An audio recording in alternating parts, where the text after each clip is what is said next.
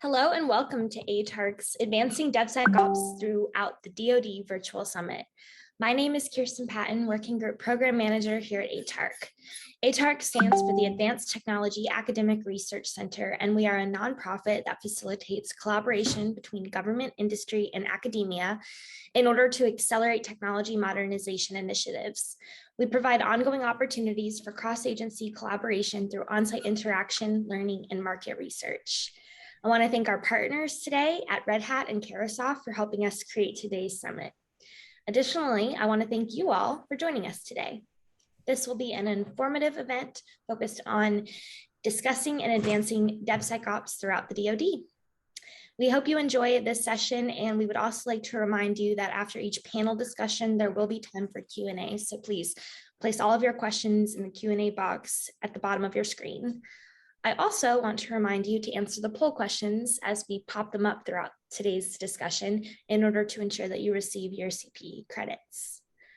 Up first, I would like to introduce our visionary keynote, Chief Software Officer in the U.S. Air Force, Nick Shalon. Over to you. Hi, everyone. My name is Nick Shalon. I'm the Chief Software Officer for the Air Force. I'm also the co-lead for the DoD Enterprise DevSecOps Initiative. And today, we're going to be sharing a little bit about DevSecOps and how we implemented DevSecOps across the DoD and the work that Platform One has been doing to enable that and enable teams to move at the pace of relevance. So let's get started. So first, what is the DoD Enterprise DevSecOps Initiative? It's a joint team between the DoD services, OSD, and DoD CIO, and we are bringing enterprise capabilities with Cloud One and Platform One. Cloud One is our cloud office, and Platform One is the DevSecOps teams that can bring DevSecOps on top of the cloud, but also at the edge, gaps on weapon systems, and so on. So it's designed to be cloud agnostic, avoid vendor lock-in by using Kubernetes and containers as reusable Lego blocks. Effectively, Platform One brings the DevSecOps managed service with collaboration tools, development tools, and cyber solutions, and centrally hardens and accredit DoD software, open source software, and commercial software as containers inside of Iron Bank, which is open to the world, so anyone can go and consume the hardened containers. We have 650 containers hosted on Iron Bank now, with a lot of commercial products, a lot of open source, and some of the DoD mission code as well.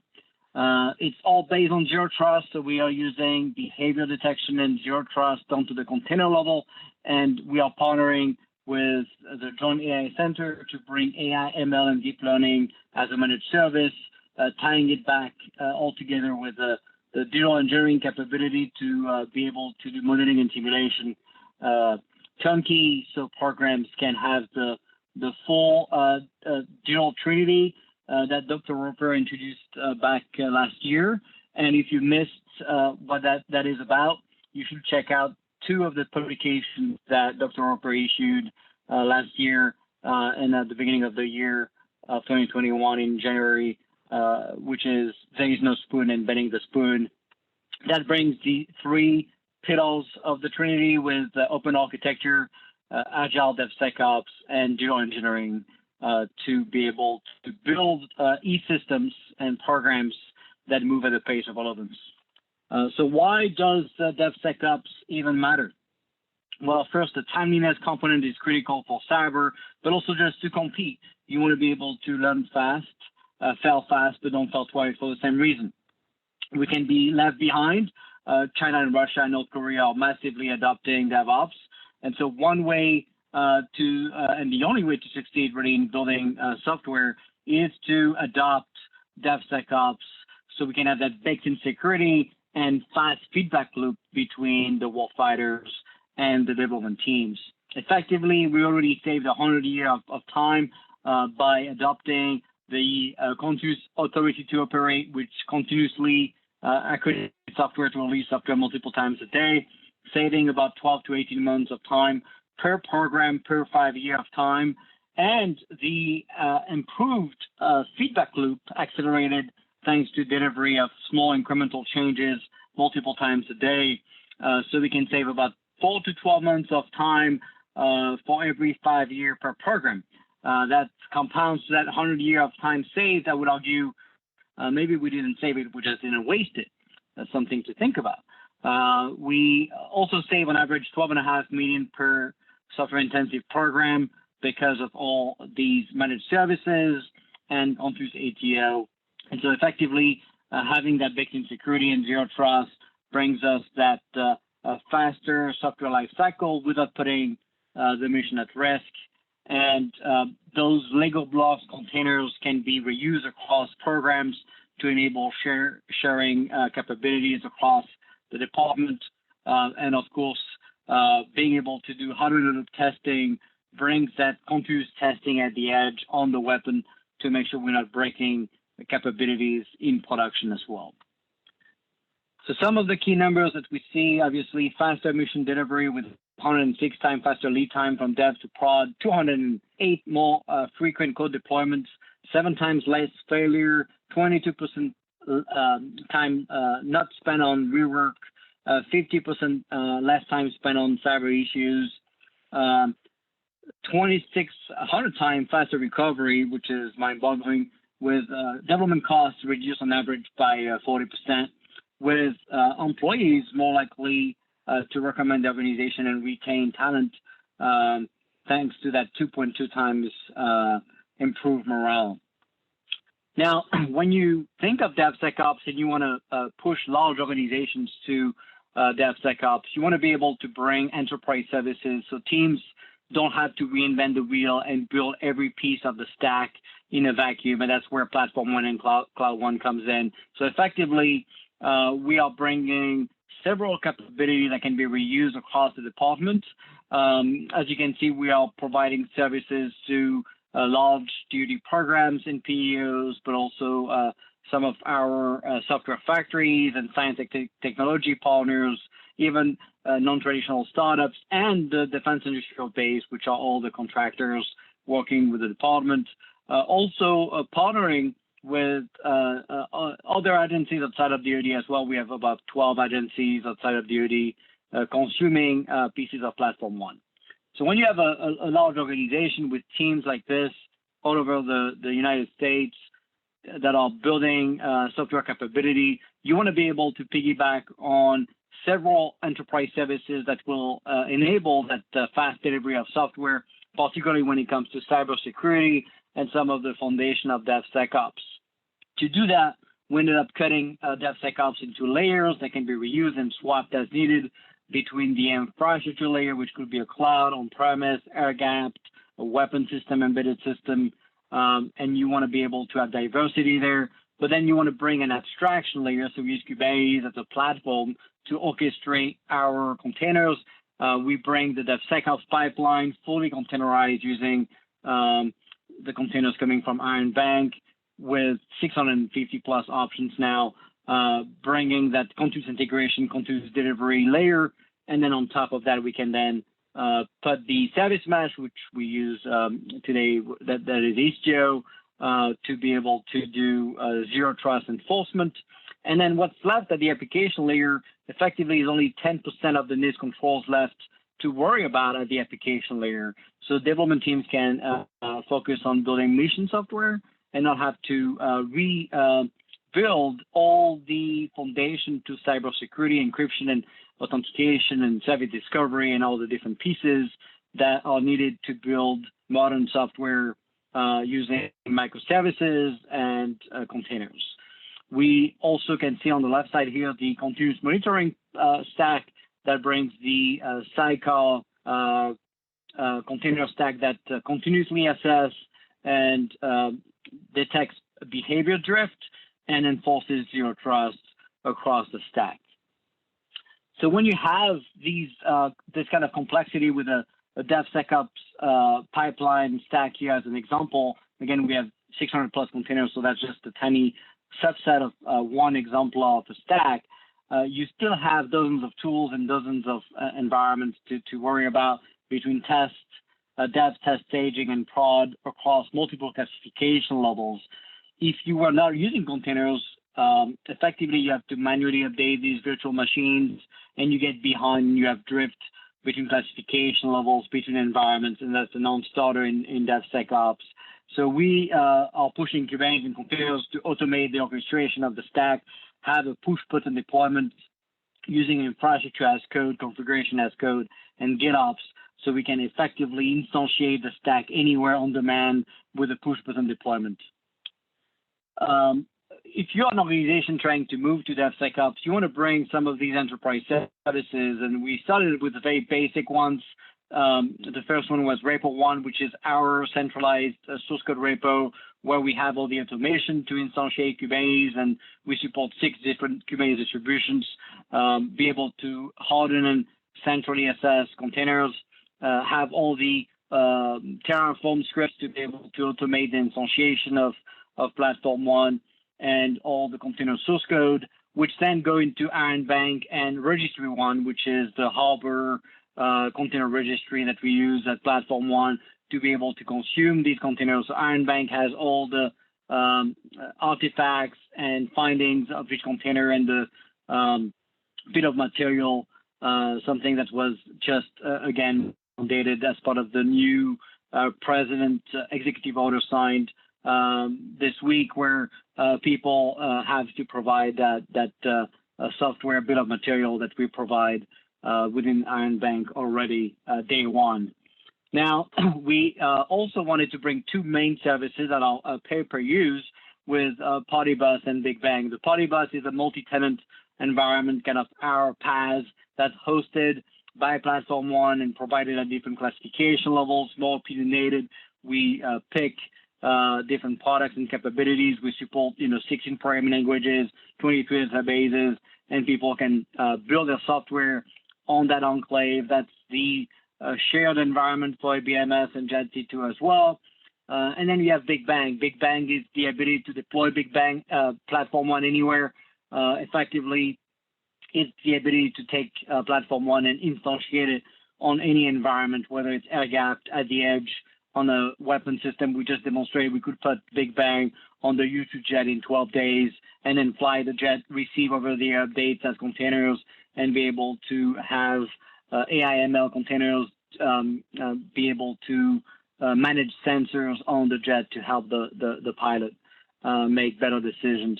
So again, this is all powered by the power of Big Bang to have that DevSecOps platform, which is not just a development enclave, it's a production enclave with zero trust and behavior detection and all the cyber capability that we want to have.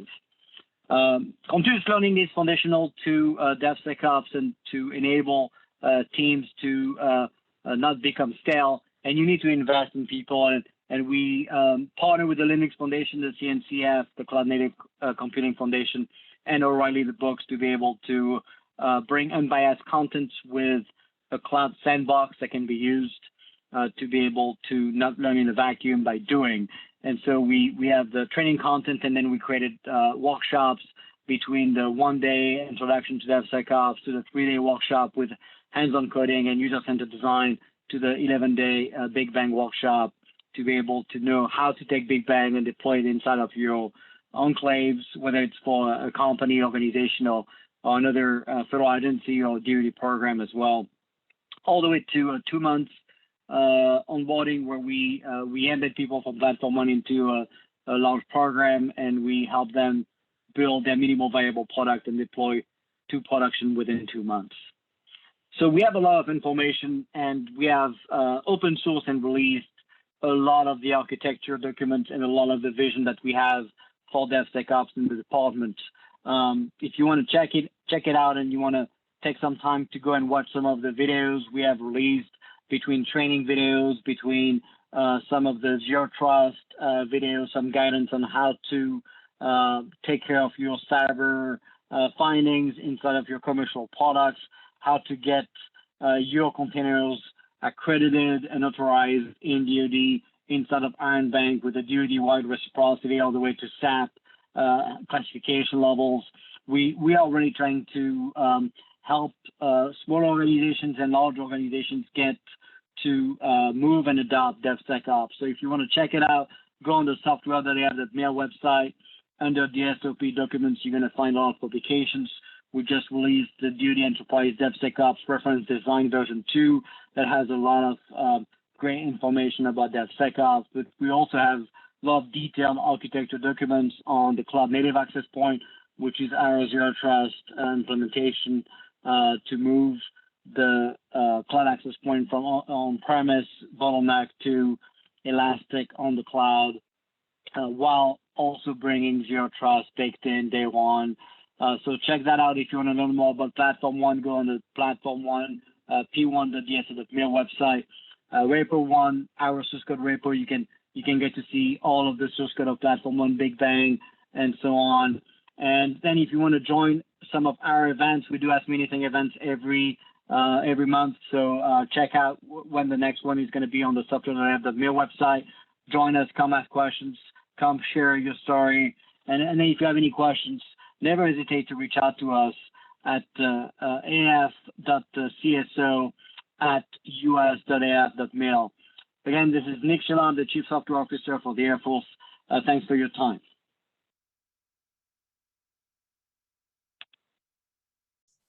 Thank you so much, Nick. That was awesome.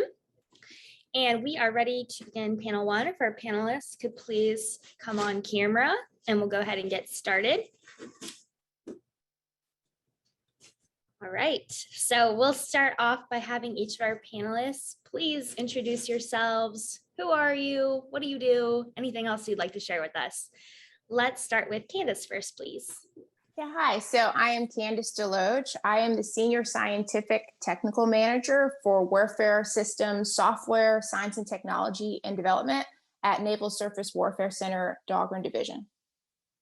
Thank you. And over to Daniel.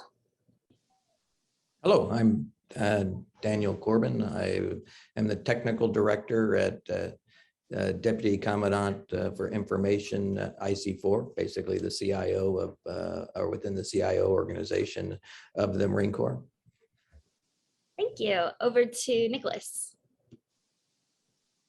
Good morning, everyone. My name is Nicholas Case. I'm recently retired, as you can see with the beard, from the United States Air Force as an Agile coach. I am now contracted with IMC on the REMUS program outside of Wright-Patterson Air Force Base.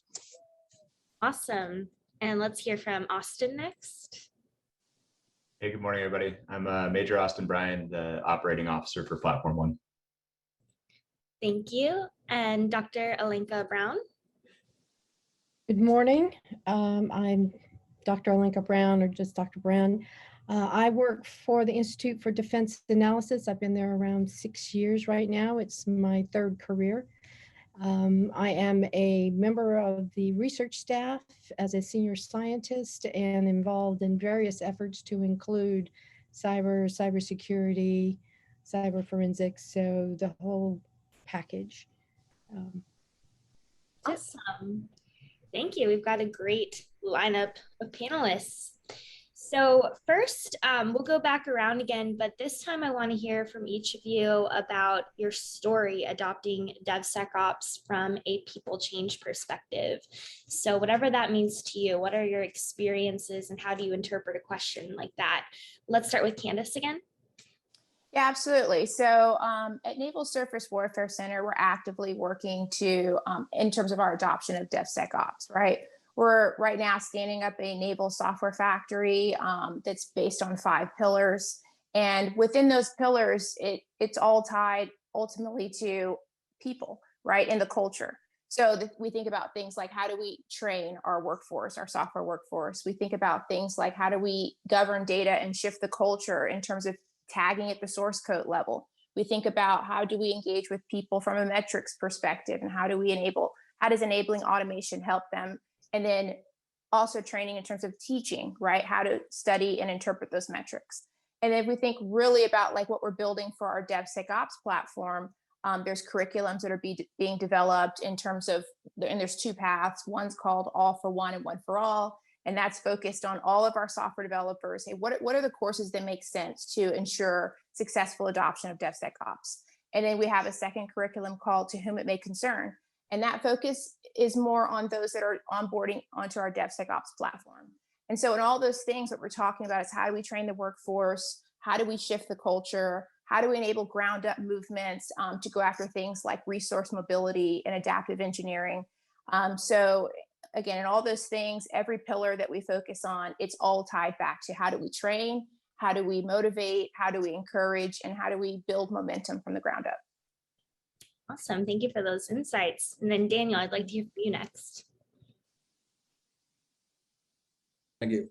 Following up on the previous speaker's comments, we're probably no different. All of these major changes within any organizations always involves the same sets of things that you have to deal with: the other people, the technology, the tools, and the processes associated with the capability. In this case, DevSecOps, which has a linkage to the agile development and so forth that we're all trying to put in place so that we can ultimately deliver capability better and faster to the organization to support its mission.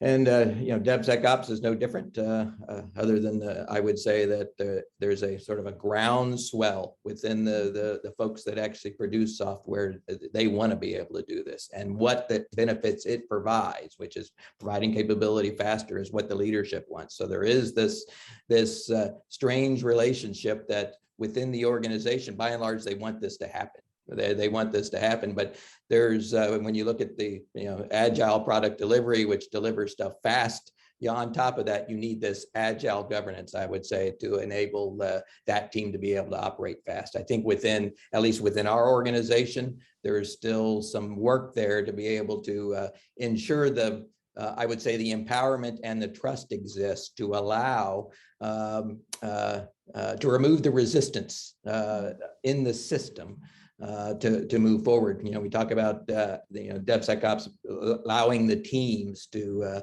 do the work that is necessary at the lowest level. The decisions are made in that case, and the tools are available for them to do what they've been tasked to do. Often, some of the leadership in this sort of a cultural issue is often reluctant to give up some of the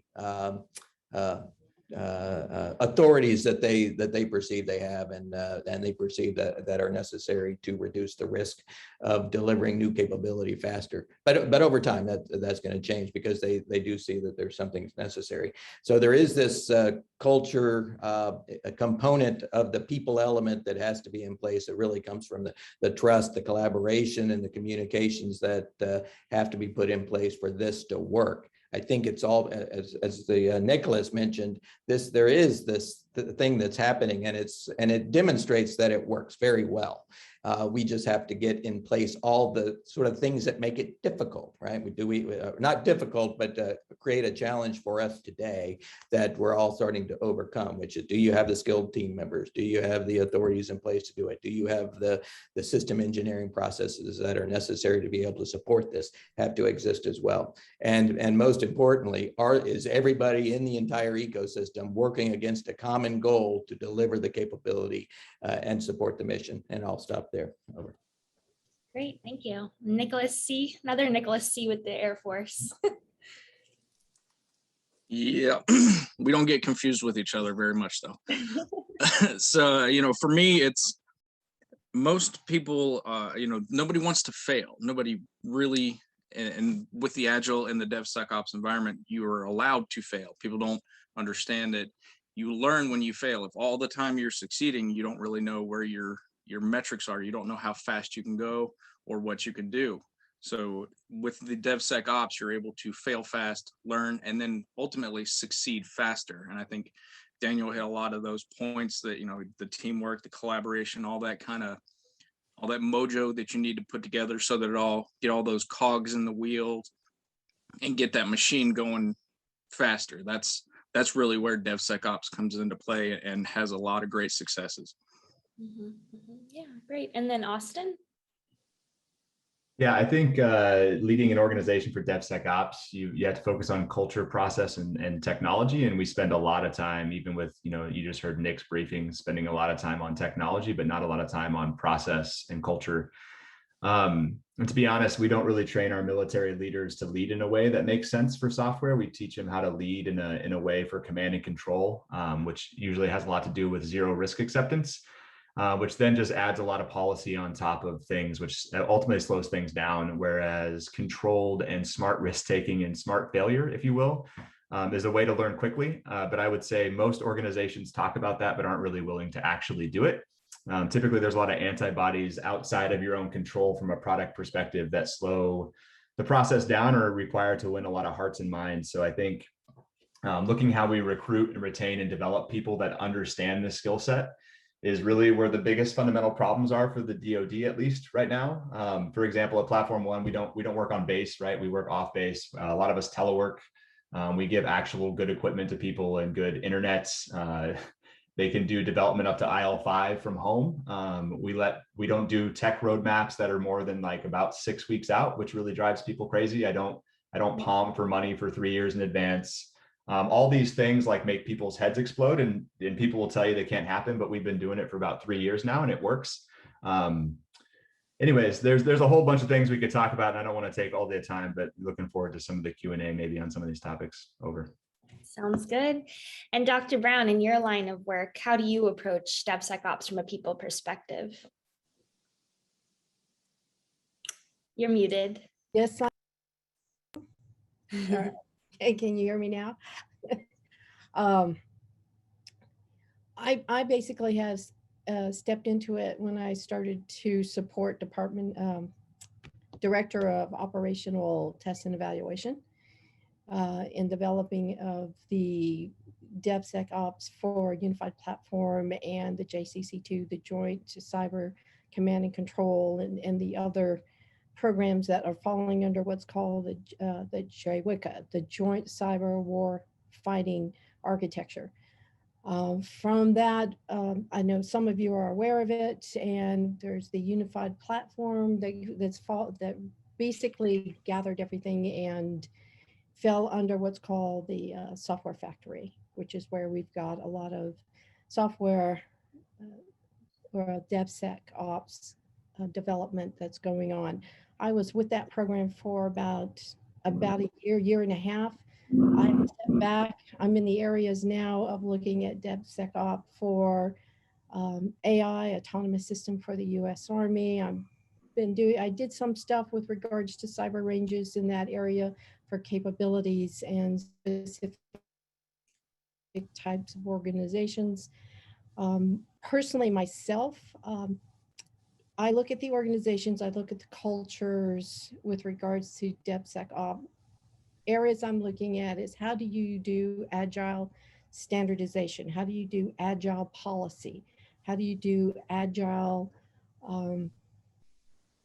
understanding of the cultures? I mean, as you develop these things and as we move the software applications through very quickly, the policy has to keep up, the standards has to keep up, the organization has to keep up, and that's what everybody's talking about. I'm also looking at the day after tomorrow, in which we are looking at the things like the TTPs. We're adding in the TTPs B, we're adding in the behavioral piece as well to understand not only our own people as to how they apply specific types of applications as they go through different development stages, but the understanding of the behavior of the application, how they're applying it, what's the gaps, what are the flaws in the design, what are the flaws in the decision-making, are they doing it more from a techniques, tactical procedures, or is there a strategic planning that's going on as well? So it's looking at it a little further out and understanding a lot of other pieces that are missing, or there's gaps in there. Does that make sense? Very interesting. Yes. Thank you for sharing. And then Bill, over to you. Yeah. So the people problem. I'll go back to DevSecOps and Shannon Leitz. I think this is the earliest, at least the earliest reference I can find. Shannon Leitz, for folks that don't know who she is, she's a leader director of DevSecOps at Intuit. If you all know anything about Intuit and their DevOps process, I think was it the time that they deploy the most software in any given year is during tax season, so they get the most feedback. Imagine that, like you're in the most critical time of the year, you're deploying most of your software. That's where all your risk is at. A quote from her on DevSecOps to the degree is, it's everyone's responsible for security. So you want to shift the security to where people have the most context. So when I think about DevSecOps and I think about folks, I think about that change in the organization. Your traditional approach is actually taking it away. So how do you put that back into the folks who have the most context? It's the software engineers, the operators.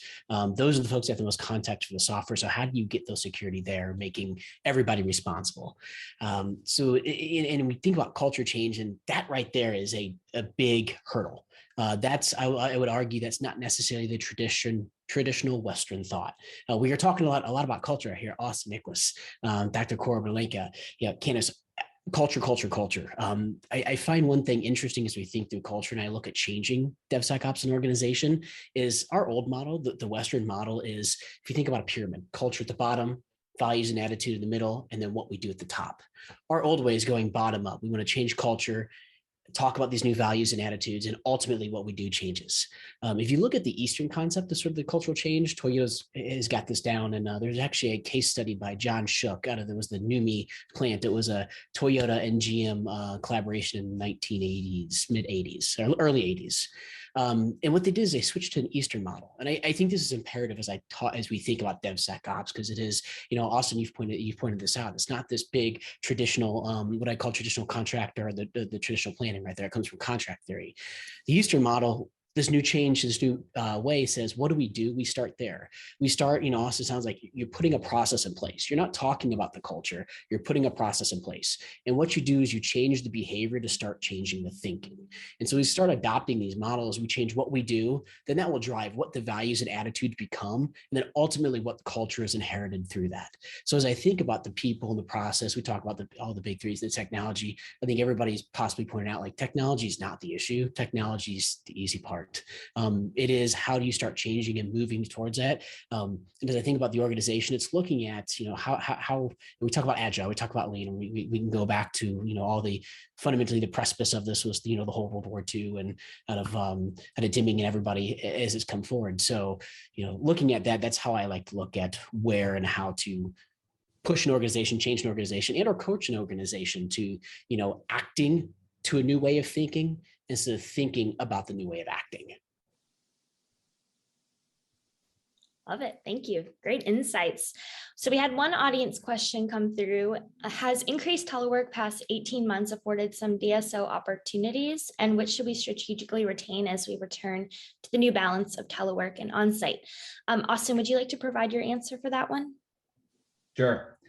This is definitely a soapbox issue for me as somebody who has enjoyed working from home somewhat during the pandemic. I think, COVID has brought us a lot of interesting challenges about, scaling culture and growing culture, but some of the good things are being able to telework. I'm sure I'm not the only one who has young kids at home potentially too, but being able to have breakfast with my kids instead of being gone in the morning or have lunch real quick with them is a game changer for me from a work-life balance perspective. And I think the challenge for the DoD is that all of the tech companies around us who are recruiting the same talent are going to offer telework, maybe remote telework, maybe full telework, maybe hybrid, I don't know. But the DoD, I see already going back to, at least they were before the Delta variant came back, but they were going back to everybody come back in the office. And honestly, a lot of people were hired during the pandemic that were given full remote packages, and now they're questioning whether we should even keep those people. And I will tell you, I've seen people add 10x value outside of the office that they do in. And I think a lot of us know we can walk through an office and see a bunch of people sitting around not adding value every day. So it's not like, people are people, right? If you trust them, they're going to work wherever they work. And whatever hours they want to work. Now, there's challenges to that, like what tools you use to communicate specifically as asynchronously as possible, how you document work, all those things, and your agile process, all those things may have to adapt, but there's a way to get to yes. And so, I think what Platform One has decided is that it's very hard to grow culture remotely. So what we started to do between the two kind of COVID outbreaks was doing what we call local sprints about once a month for a week. where we would bring the core teams, the product teams together in one location so that they can actually see and feel the culture and have those communications and those interactions that they normally wouldn't in like a hybrid situation. And just, you know, the small talk that you learn about people's family and hobbies just doesn't happen on Zoom calls. You don't get on 5 minutes early to talk about, you know, what you did that weekend. So I think a hybrid approach is probably the right approach for the DoD, but allowing the flexibility for full remote work needs to happen, or we're going to lose out on talent. And to be honest, all those companies will hate working with us. They'll make a lot of money, but they won't produce anything of value. And those people still won't want to stick around, right? Because at the end of the day, people want to produce value for a mission they care about. So yeah, it's COVID-19 has definitely changed the way we look at remote telework. If I could add on to that, I love that response. And just to add on, this ties to culture as well, right? If we see kind of this knee-jerk reaction before the variant that was, oh, we should just send everyone back. That's a culture thing that has to be worked on. And I think what we have to start looking at is, does the data tell us that we really do need to come back in, right? That the mission is severely impacted if we're not on site. And so instead of a natural culture of, well, let's just go back to business as usual, I think we need to look at data. What were the productivity levels like while people were on telework? And then can we sustain those productivity levels? Were they better? If they were, what were the things that made them better? And so I absolutely agree. I think this is where culture can impact negatively, right? Where we can shift the culture to the way that makes sense and say, okay, this is what we did before, but now what does the data tell us about what we should do going forward? So absolutely. Any other panelists want to add to that? Yeah, I'll add just a couple comments. One is certainly there's been the perceived increased employee satisfaction that's happened because of telework. Now, as was discussed just previously, what does the data tell us on how well we performed under that operating environment? I think by and large, happy employees do better work. We know that that's what the research says. And by and large, most organizations would claim that under that environment that they were by and large successful. But then, I'm not saying but you start to see some of these Silicon Valley organizations who live by data and have the ability to collect it are trying to bring people in, sort of mixed messages. Why do they want them back on their floor if they're really as successful as they were before? So maybe there's something there. And so I don't know what the answer is. At some point, it's probably some years before we'll actually know if we were as performed, if performance was as good as everybody was at least claiming. So we're certainly interested in seeing that.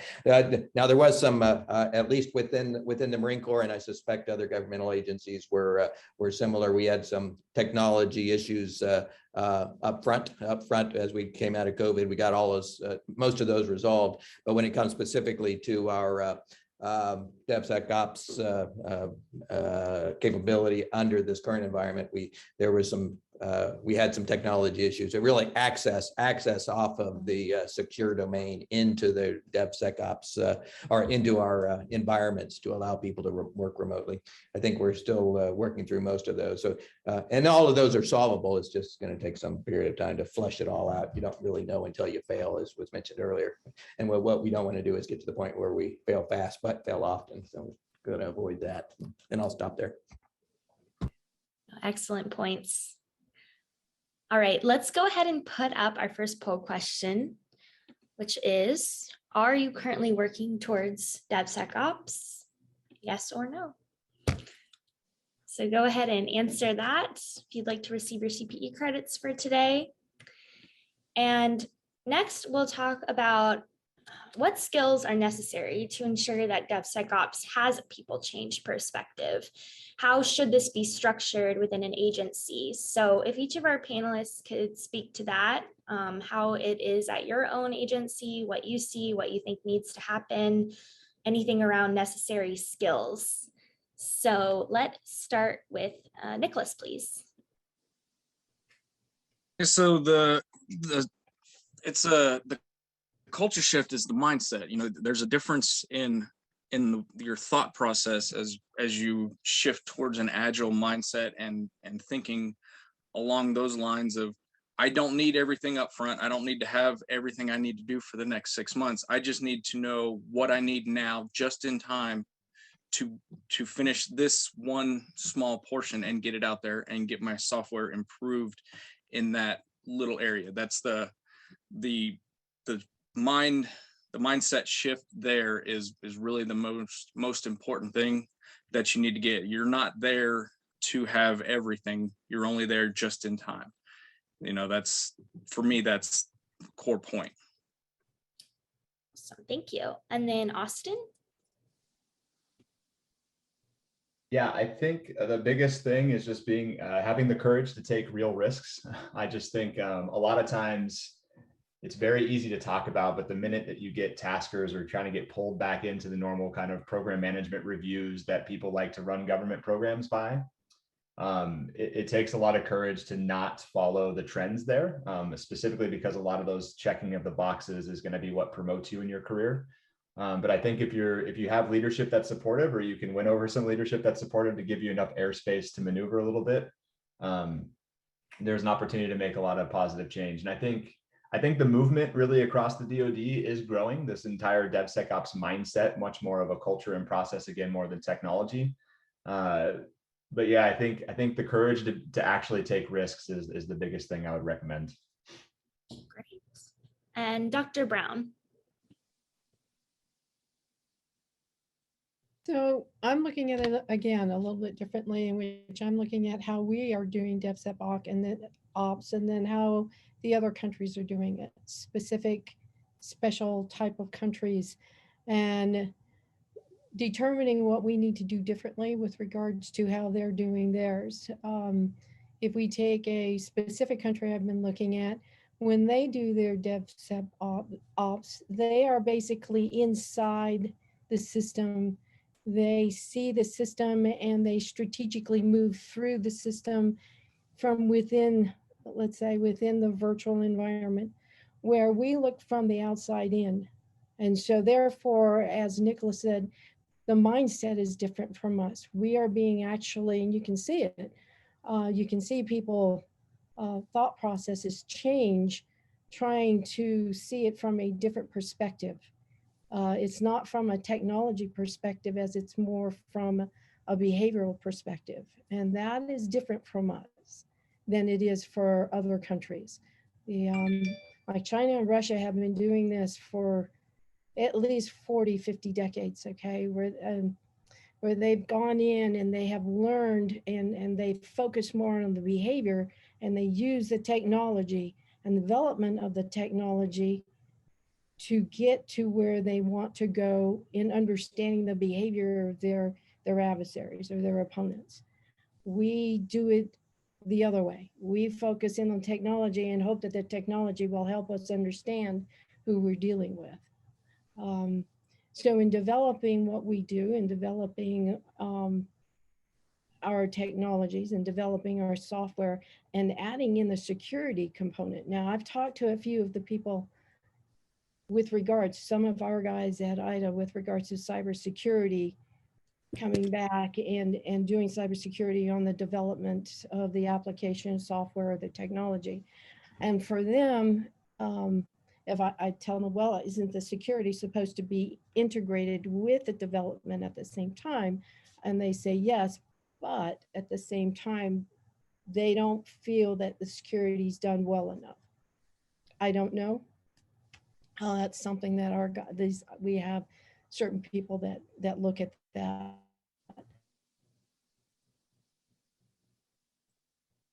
Yeah, thank you. Oh, did we lose Alenka? How is world or Oh, I think we might have lost Alenka. okay? No. It's Can a little you hear choppy. me? Yeah, kind of. Okay, I'm going to remove my image rural area. So sometime, yeah, it's either. Okay, try again. Where did you lose me? I think we heard most of what you said. It was just towards the very end.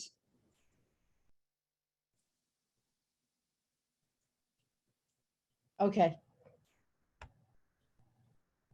I was just summing up. I was just summing up what I was saying. Perfect. No, that was excellent. Thank you for your response. Bill, I'm going to pass it over to you next. Actually, I want to follow with Dr. Brown. Dr. Brown, you've caught out a couple awesome things I want to point out here. As we start thinking about the skill sets and mindsets and culture change, I always go back to the book, The Fifth Discipline. You've pointed out systems thinking and continuous improvement. I recommend anybody who's thinking about that, anything in general, just read the book, The Fifth Discipline. It could be a little thick at times, but it is an amazing book when you want to start talking about applying systems thinking to large, complex problems. And where I want to go a bit with this is, I've seen this in Google. And as we start thinking about the type of skills we want to change, I think about sort of a three-legged stool, looking at DevSecOps, looking at this first off as a full business process, but looking at it as a product, looking at security as quality. I would argue that quality is your overriding umbrella and security is one part of it. Security is, I don't want to call functional versus non-functional. I remember seeing, was it Kevin Henley? He had a really good talk on functional versus non-functional requirements. Like if you go into a zoo, you see an elephant and a bunch of non-elephants. It doesn't help you describe anything, right? But you look that up if you guys find it. It's a really funny talk. He makes a good point there. But if you think about a three-legged stool there, product management is one of it, looking at it as a product. Looking also at security as quality, but at the same point in time, I think the skill sets of SRE. I want to bring in the concept around site reliability engineering, not just for SRE, but I go back to the original book, and I think it was like the first chapter. Ben Trainer Sloth made some comments in there, or whether either he made them or he wrote about it. But when they talked about SRE and standing it up, I think it was 2003. The whole idea was they wanted software engineers to solve infrastructure problems. When I look at DevSecOps and I look at anything as we go forward, taking a software engineering approach to solving these types of operational problems is key. And that's a change of mindset for most organizations. And when you look at this, it is interesting. And when I think about the investment, the type of skill sets to change, you look at your security, whether it's compliance or audit, what do you do to bring an engineering mindset and a software engineering approach to those realms? But as well, the interesting thing about SRE I like, and I'll go back to the fifth discipline, is continuously resource improvement. So you think about SRE, and then as Google talked about in the book about how they funded their SREs, it was 5 to 10%, I believe, of their engineering staff was in the SRE organization. So 5 to 10% of their overall paid resources are there. And then generally 50% of their time or more, so no less than 50% of their time, is spent continuously improving. So if you think about that, 2.5 to 5% of their resources, so 50% of that 5 to 10%, is dedicated continuous improvement. I would argue most organizations that say they do continuous improvement don't. They do these one little off things, and then you have entropy over time. This right there in the SRE example, and I look at applying that to whether it's DevSecOps, compliance, or audit, and you talk about the skill sets and the mindsets there, that right there are the two skill sets to change. And so if I go by, I look at this three-legged stool, the product management, the SRE concepts in general, and then, security as quality. And then what that Dr. Brown is from a systems thinking perspective, approach this from a fifth discipline. And if you look at that, that is fundamentally the types of changes to the people you have to make, not just technical skills, but those also conceptual skills as well. Candace, did you want to add to that? I totally agree, Bill. Spot on. Yeah, absolutely. And I'd like to add on to that too. I'd say a key skill set is your data mindset. So you'll hear me talk a lot about this because in every pillar, so again, I have that 5-pillar focus, right? But every pillar, you've got to be thinking about the data. So this idea of we have to have capacity to take on risk. We want to move as fast as possible, but we need to collect the data while we're moving quickly. So even this idea of when you commit code, can you tag your source code with a given data set, with a given ontology to be able to describe, what that source code is doing, and looking at ways to even automate how we do that. So again, you have to begin to think about what data can we collect so that we can temper that natural pushback from a cultural perspective of not wanting to move fast, of this idea that we have people that want all the answers up front. Well, the quickest way to shut down that type of culture and that type of pushback is with data. It's hard to argue with numbers. And so in the previous brief from Nick, he presented numbers, right? And that's the quickest way where we can begin to shift culture. So again, have to focus on what data can we collect that will enable us to move fast, that will enable us to shift the culture, and enable us to take on that risk that we all know we need to be able to take on to move at a speed of relevance. But we also have to deal with the people and the process issues and the pushback that I know everyone experiences at some level. Got to have data to back up where we're going. Fantastic. And then Daniel. Yeah, common theme here, I would imagine, across the panel here with the skills. I would say the people skills are expertise within the organization on the team members. It's certainly important. But we've all been on teams where you've had a troll on there that isn't very helpful and often undermines the performance of the team. But so people would have to have the the people skills, the emotional intelligence to work well in these small teams that support these DevSecOps items. Some study several years ago I read on DevSecOps specifically talked about culture being culture explains 70% of the success of the team in their research that did that. So, which includes the things like trust and collaborations and so forth. You've got to have that within that trust component, you've got to trust that the guy really cares about you, about what you're trying to accomplish. Trust that you trust that he's got the competence and everybody else within the team has the competency to do what they're supposed to do on these small teams. Otherwise, the team doesn't success. So embedded in that trust is this idea that people are going to be able to pull their own weight across the entire set of the project, or at least recognize where they have weaknesses, so that the entire team can have an understanding where there's gaps that need to be filled. It was discussed earlier about the cultural element, the collectivist culture in Asia that is different than the individualist ones that we have here in the Western side. That even within the Marine Corps, we have a different culture than the Air Force, and how we approach it, how much risk we're going to take from a security perspective is different. DoD is pushing for the right reasons. The business case indicates that common tools across the DoD appears to be something where we can become more efficient and effective. You then overlay this cultural element in it, which then creates the issue. Does the Air Force model work for the Marine Corps, and does the Marine Corps one work for the Navy? Those are the things that we're not struggling with, but we're dealing with today to be able to move forward. And the technical people want to just drive through it, which is no. These are things you got to work through, and often these very complex changes where you're really talking about culture isn't something you do in 1 or 2 years. Some people say it's a 5-year, 10-year journey to sort of change that, and you see it when you have mergers and acquisitions across the other organizations. And I'll stop there to leave time for others. Over. Well, I just add, I love what Daniel said. I love the trolls reference. I just wanted plus one on the trolls reference. It's real, right? So I love that he alluded to that, and the emotional intelligence required. Yeah.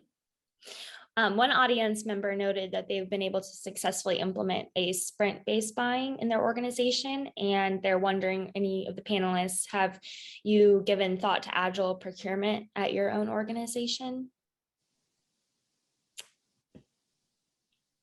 Open to anyone.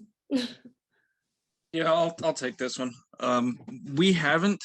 It sounds like a really good idea. A lot of the government, they're kind of still stuck in the old ways where we as contractors, we want to go faster. We want to shift to this agile mindset, and we want to implement all these DevSecOps tools and processes and stuff like that. But there's still this mindset that we have to take our little piece of the pie, our chunk of money, and we have to hold on to it right up until the end, and we have to spend it all, instead of let's do this per sprint or per functionality, per improvement. That way we aren't hoarding our chunk of our slice of the pie before the end of the year. Great. Anyone else? Well, I'll say just to add it, I know there's within the Marine Corps, within our acquisition community, they are executing agile. The entire kill chain for acquisition, they are working in an agile way, all the way from requirements generation to through the procurement itself, and then the implementation of it.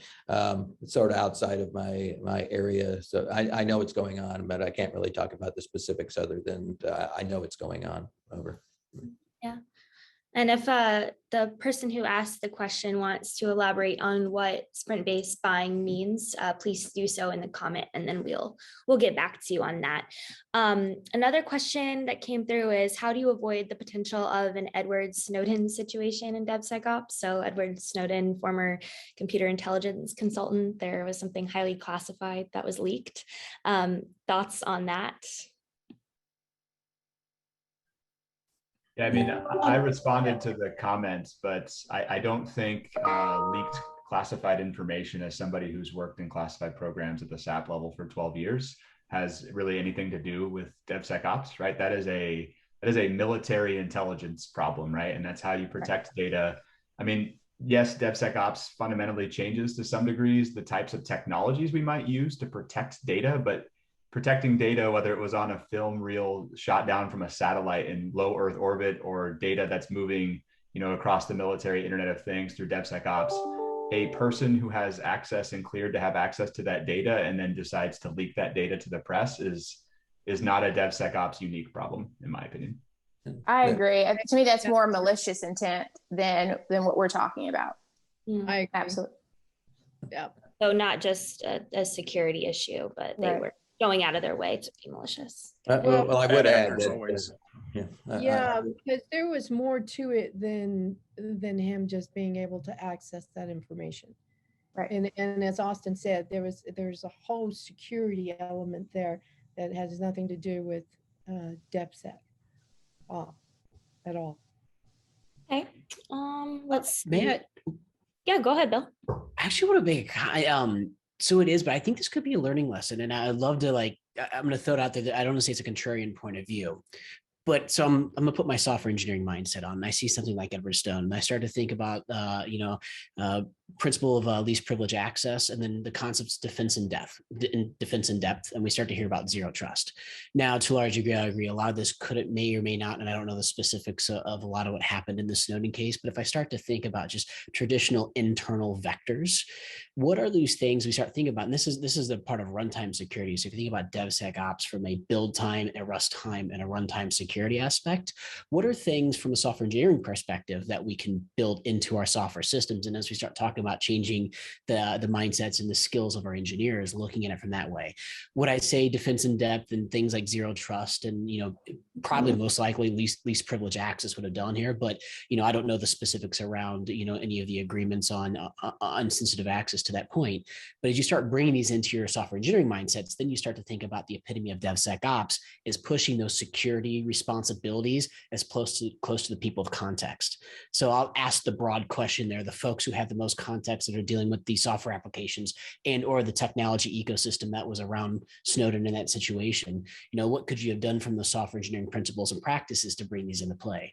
That is a large rhetorical question, but I do believe as you start bringing it more to the people, closer to the people with the responsibility, you are now epitomizing DevSecOps, not just from a tool and a CI/CD perspective, but from the heart of it, which is, how do I bring security close? How do I allow the people with the most context of the software system to make sure that it is secure by the definition of security? Yeah, this is Dan Corbin. I tend to agree with Bill, and is that in the sense that many of the tools we're new at this. I'll say we're new at this, and the efficacy of the entire tool set to understand all of the vulnerabilities that exist and to have the experts to use them are still an area that I think we're going to probably stumble on occasion. And if that allows something as significant as a Snowden item, I hope not, but we'll never know. We'll never know until it happens. But I don't, while it's not DevSecOps itself that allows it to happen, I think it's our immaturity in understanding how to use the technology and the processes. Over. Yeah, if I might, is that, and I don't know if Austin would agree with this or not, but if we looked at the Snowden, and there will be other Snowdens down the road, this was a cultural thing more than it was a security issue. It was a cultural. It's 11 o'clock.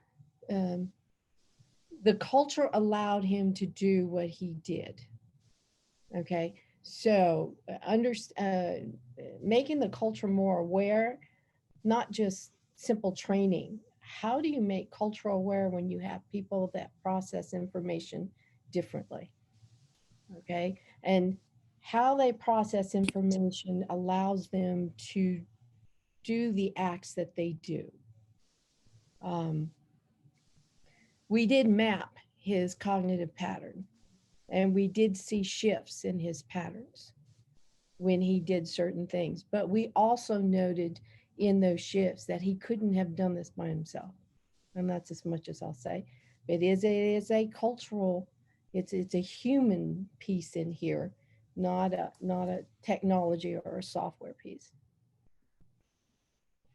All right. Well, Dr. Brown, we have another question for you. Are you also analyzing Silicon Valley companies to get their perspective? And are there lessons learned from them who deploy an application? I have done that in the past. I've been a decade ago, as they were just starting to develop certain things along these lines. Their approach, their way of being able to develop things, the way that they process their information, as well as that affects their culture, is one of choice and goals. They can choose the type of goals they want to attain in developing what they're been asked to do. We in the DoD are more procedure sequence driven. We have a certain set of development of software that we want to do, and this is just my opinion, that we want to do and we want to get out, and we have a certain set of sequences and procedures that we follow, and we're given a couple of options as to how we want to do that. Not necessarily, unless it's more of the DoD labs, are we given the choice to just independently go and develop something could be at very high risk, and then come back and try it and see what happens. It's what the rest of the panel has said. There's a lot of cost and recovery of investment and all of that that's included in there.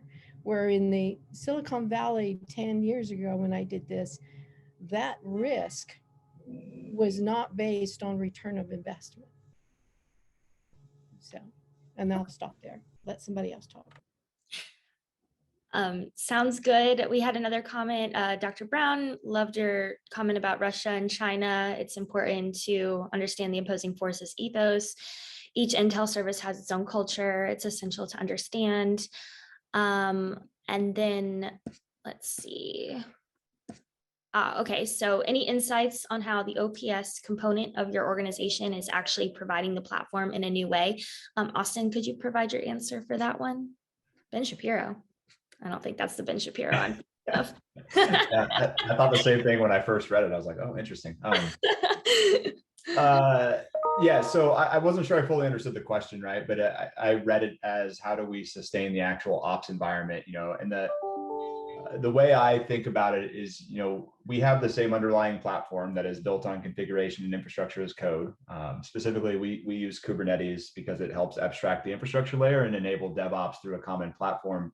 We have a dev staging and production environment, right? Between those three, the dev environment's really a production environment for developers, a different user, and the ops environment or production environment's really the ops environment for the warfighter, whoever that may be in this use case.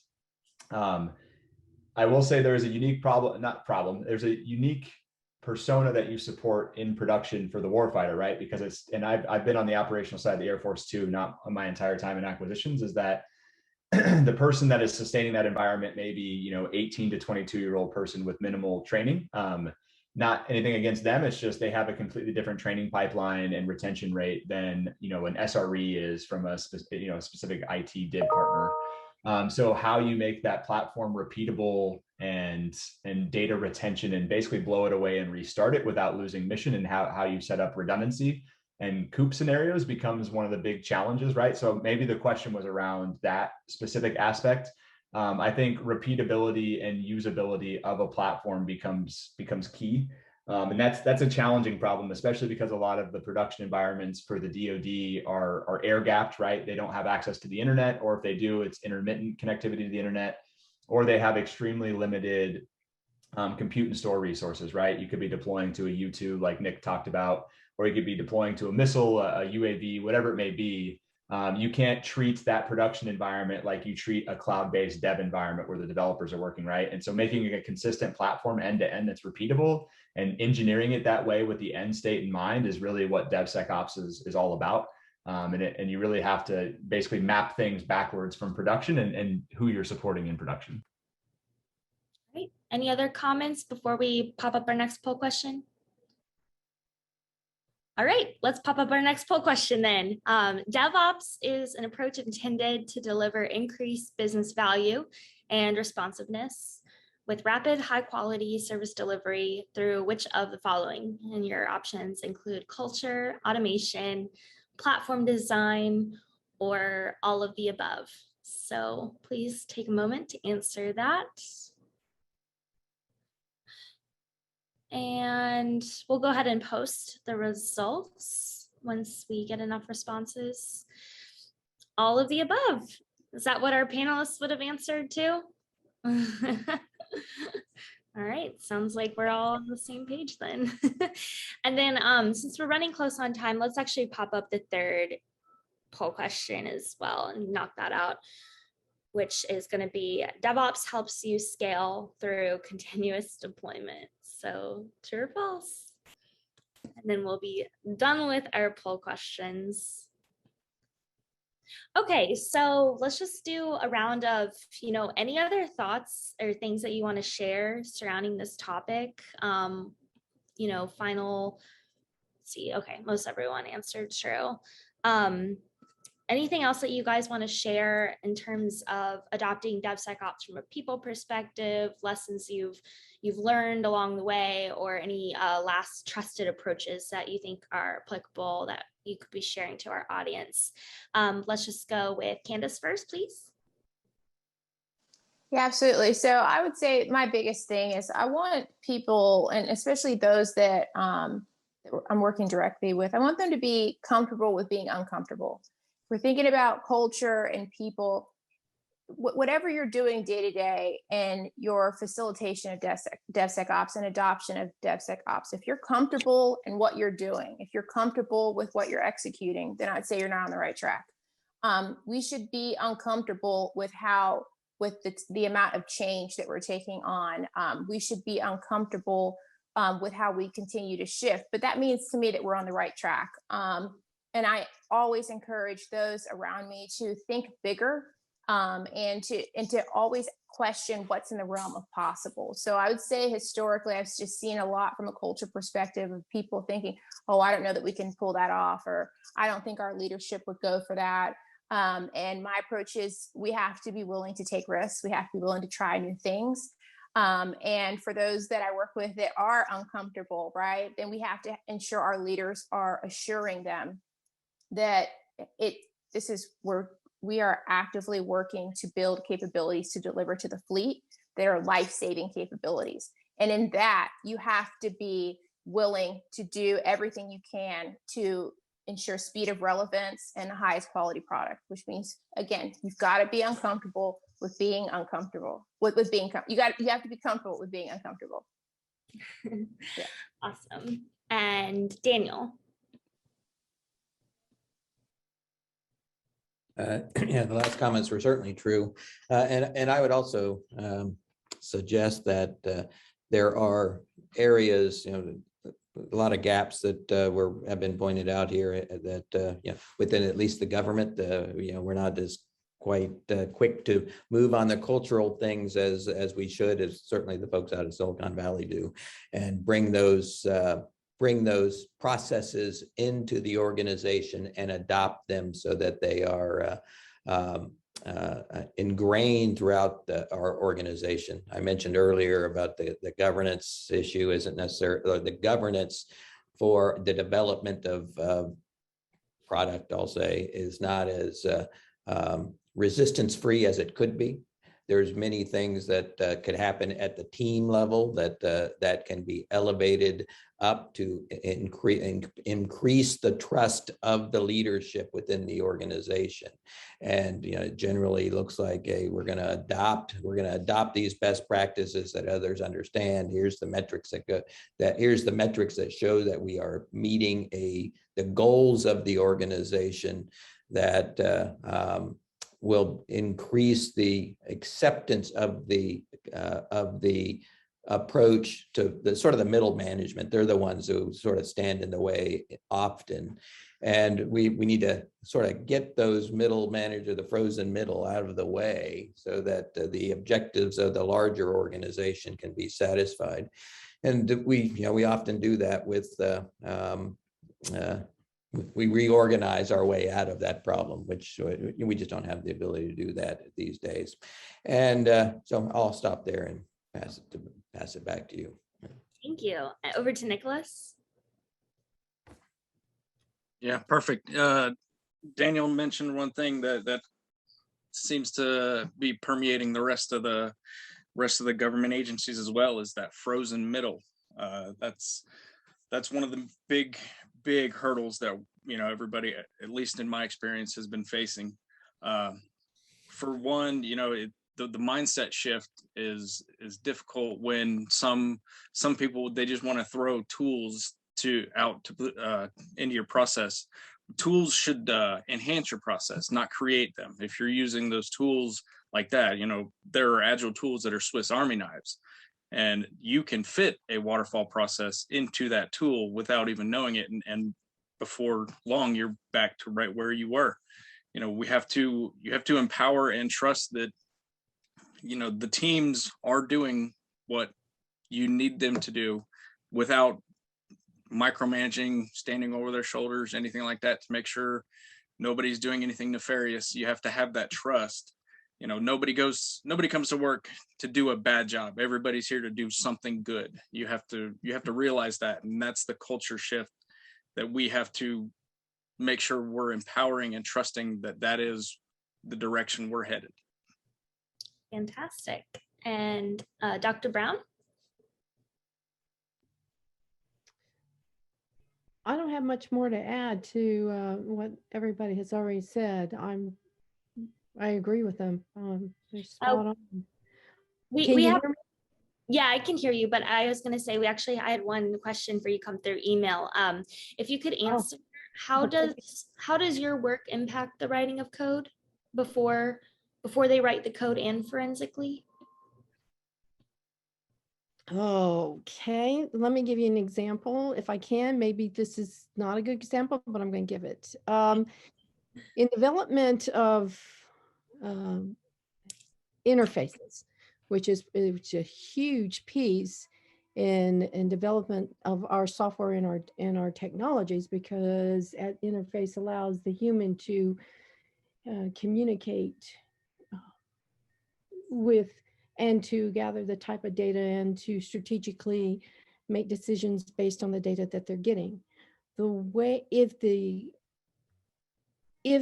interface is not developed where the individual can adapt that particular interface to how they process their internal information, there is an inherent error factor that they will encounter and a lack of trust.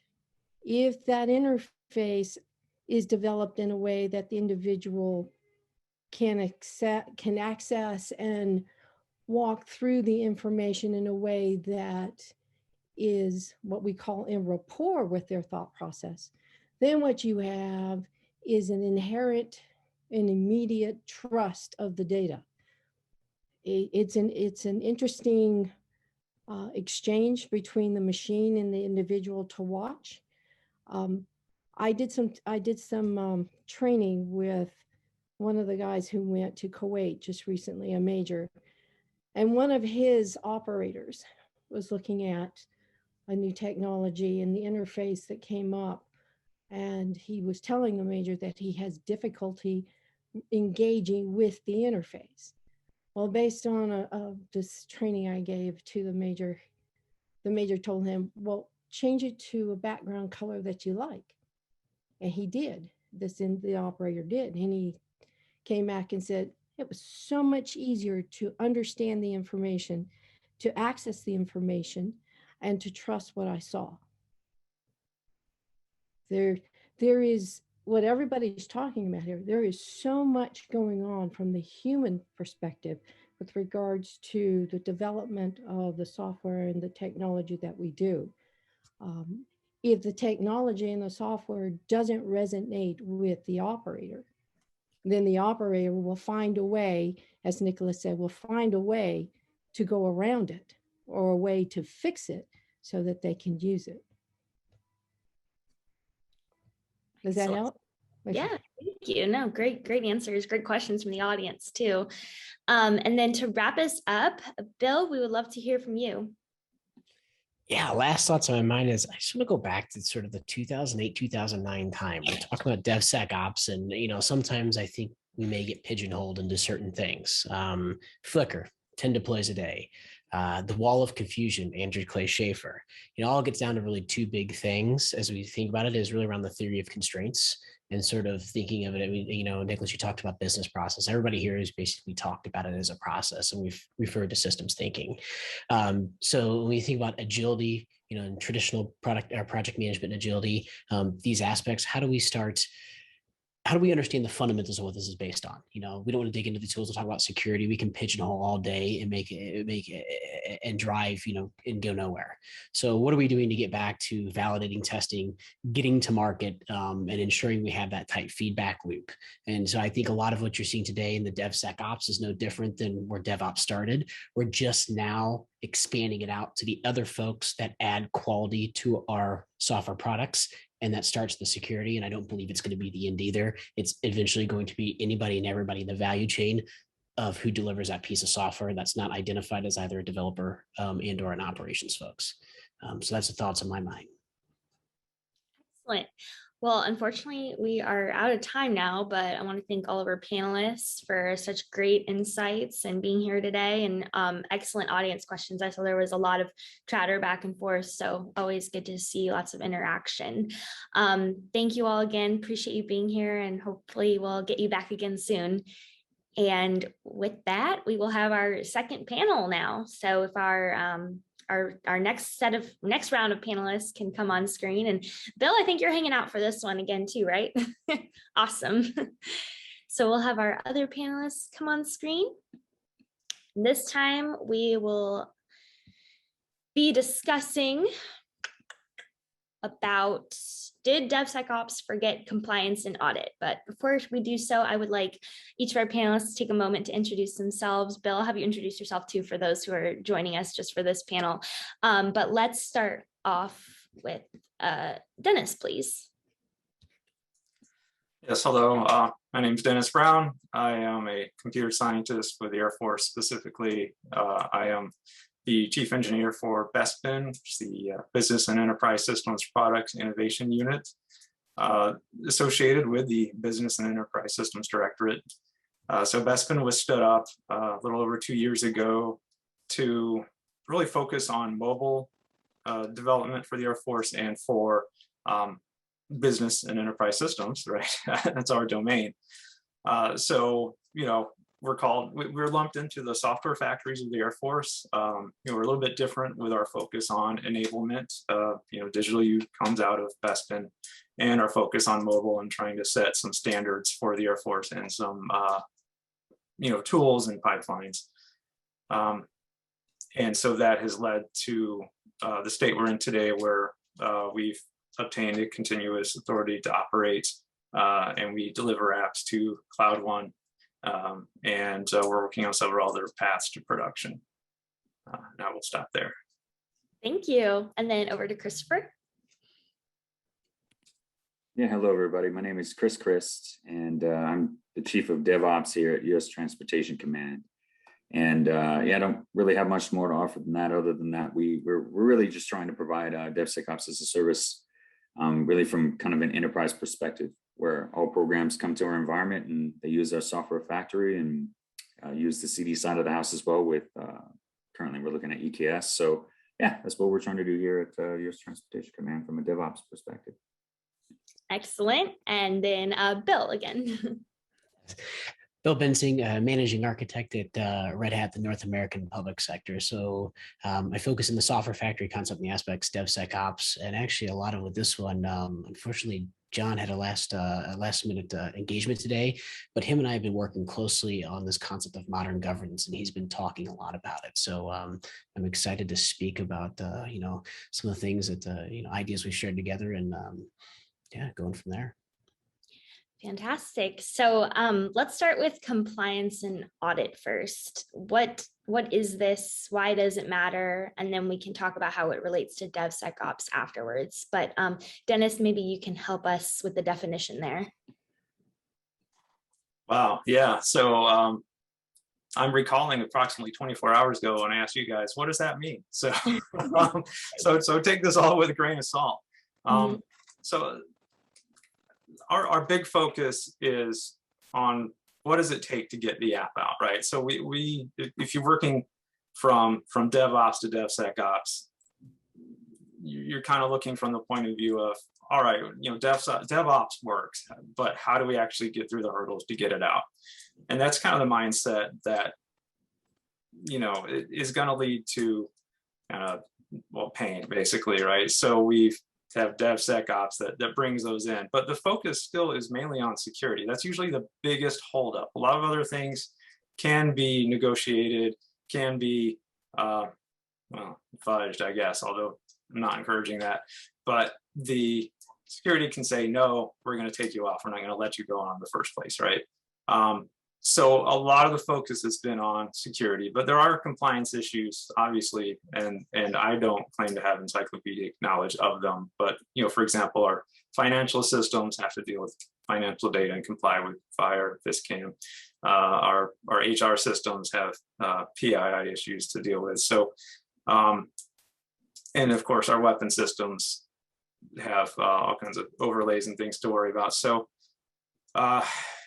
what we've done is to kind of roll those up into, these are all considerations that must be taken into account during the process, right? You identify as many as you can up front, and you roll those into your requirements, and you say these things need to be implemented, and it's just doing that in a progressive way and automating as much as possible in this environment. But yeah, so compliance and audit is, to me, just making sure that you are answering those things from largely external and sometimes internal factors that are requirements that are hard and fast, but also negotiating those things down to their essential components so that you can automate and maintain delivery velocities.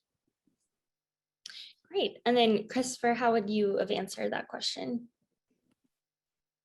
Sure. So when we're thinking about audits, logging and auditing or compliance, what all that means, I think that if we think back to, as we first ventured into the cloud environments, or perhaps even before then, depending on what organization you've been a part of, one thing that comes to mind, or for example, if you're using Amazon, you're using their Amazon machine images, their AMIs, you're concerned about STIGs. And from a STIG perspective, you use a product like OpenSCAP to find out what your STIG compliance looks like.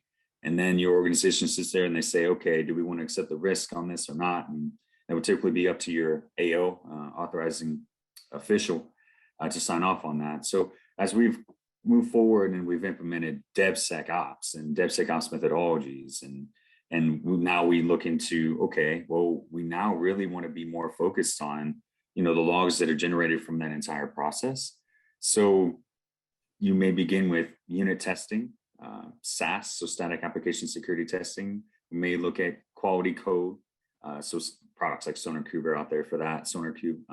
And so then during the merge request process, perhaps that's the first point where someone's looking at that. And so when a developer goes to push a merge request, the senior developer or lead developer will look at the results of, well, hey, what were your unit test results, or what were the SAS results, or things like that. That's your first opportunity to kind of look over some of those logs, if you will.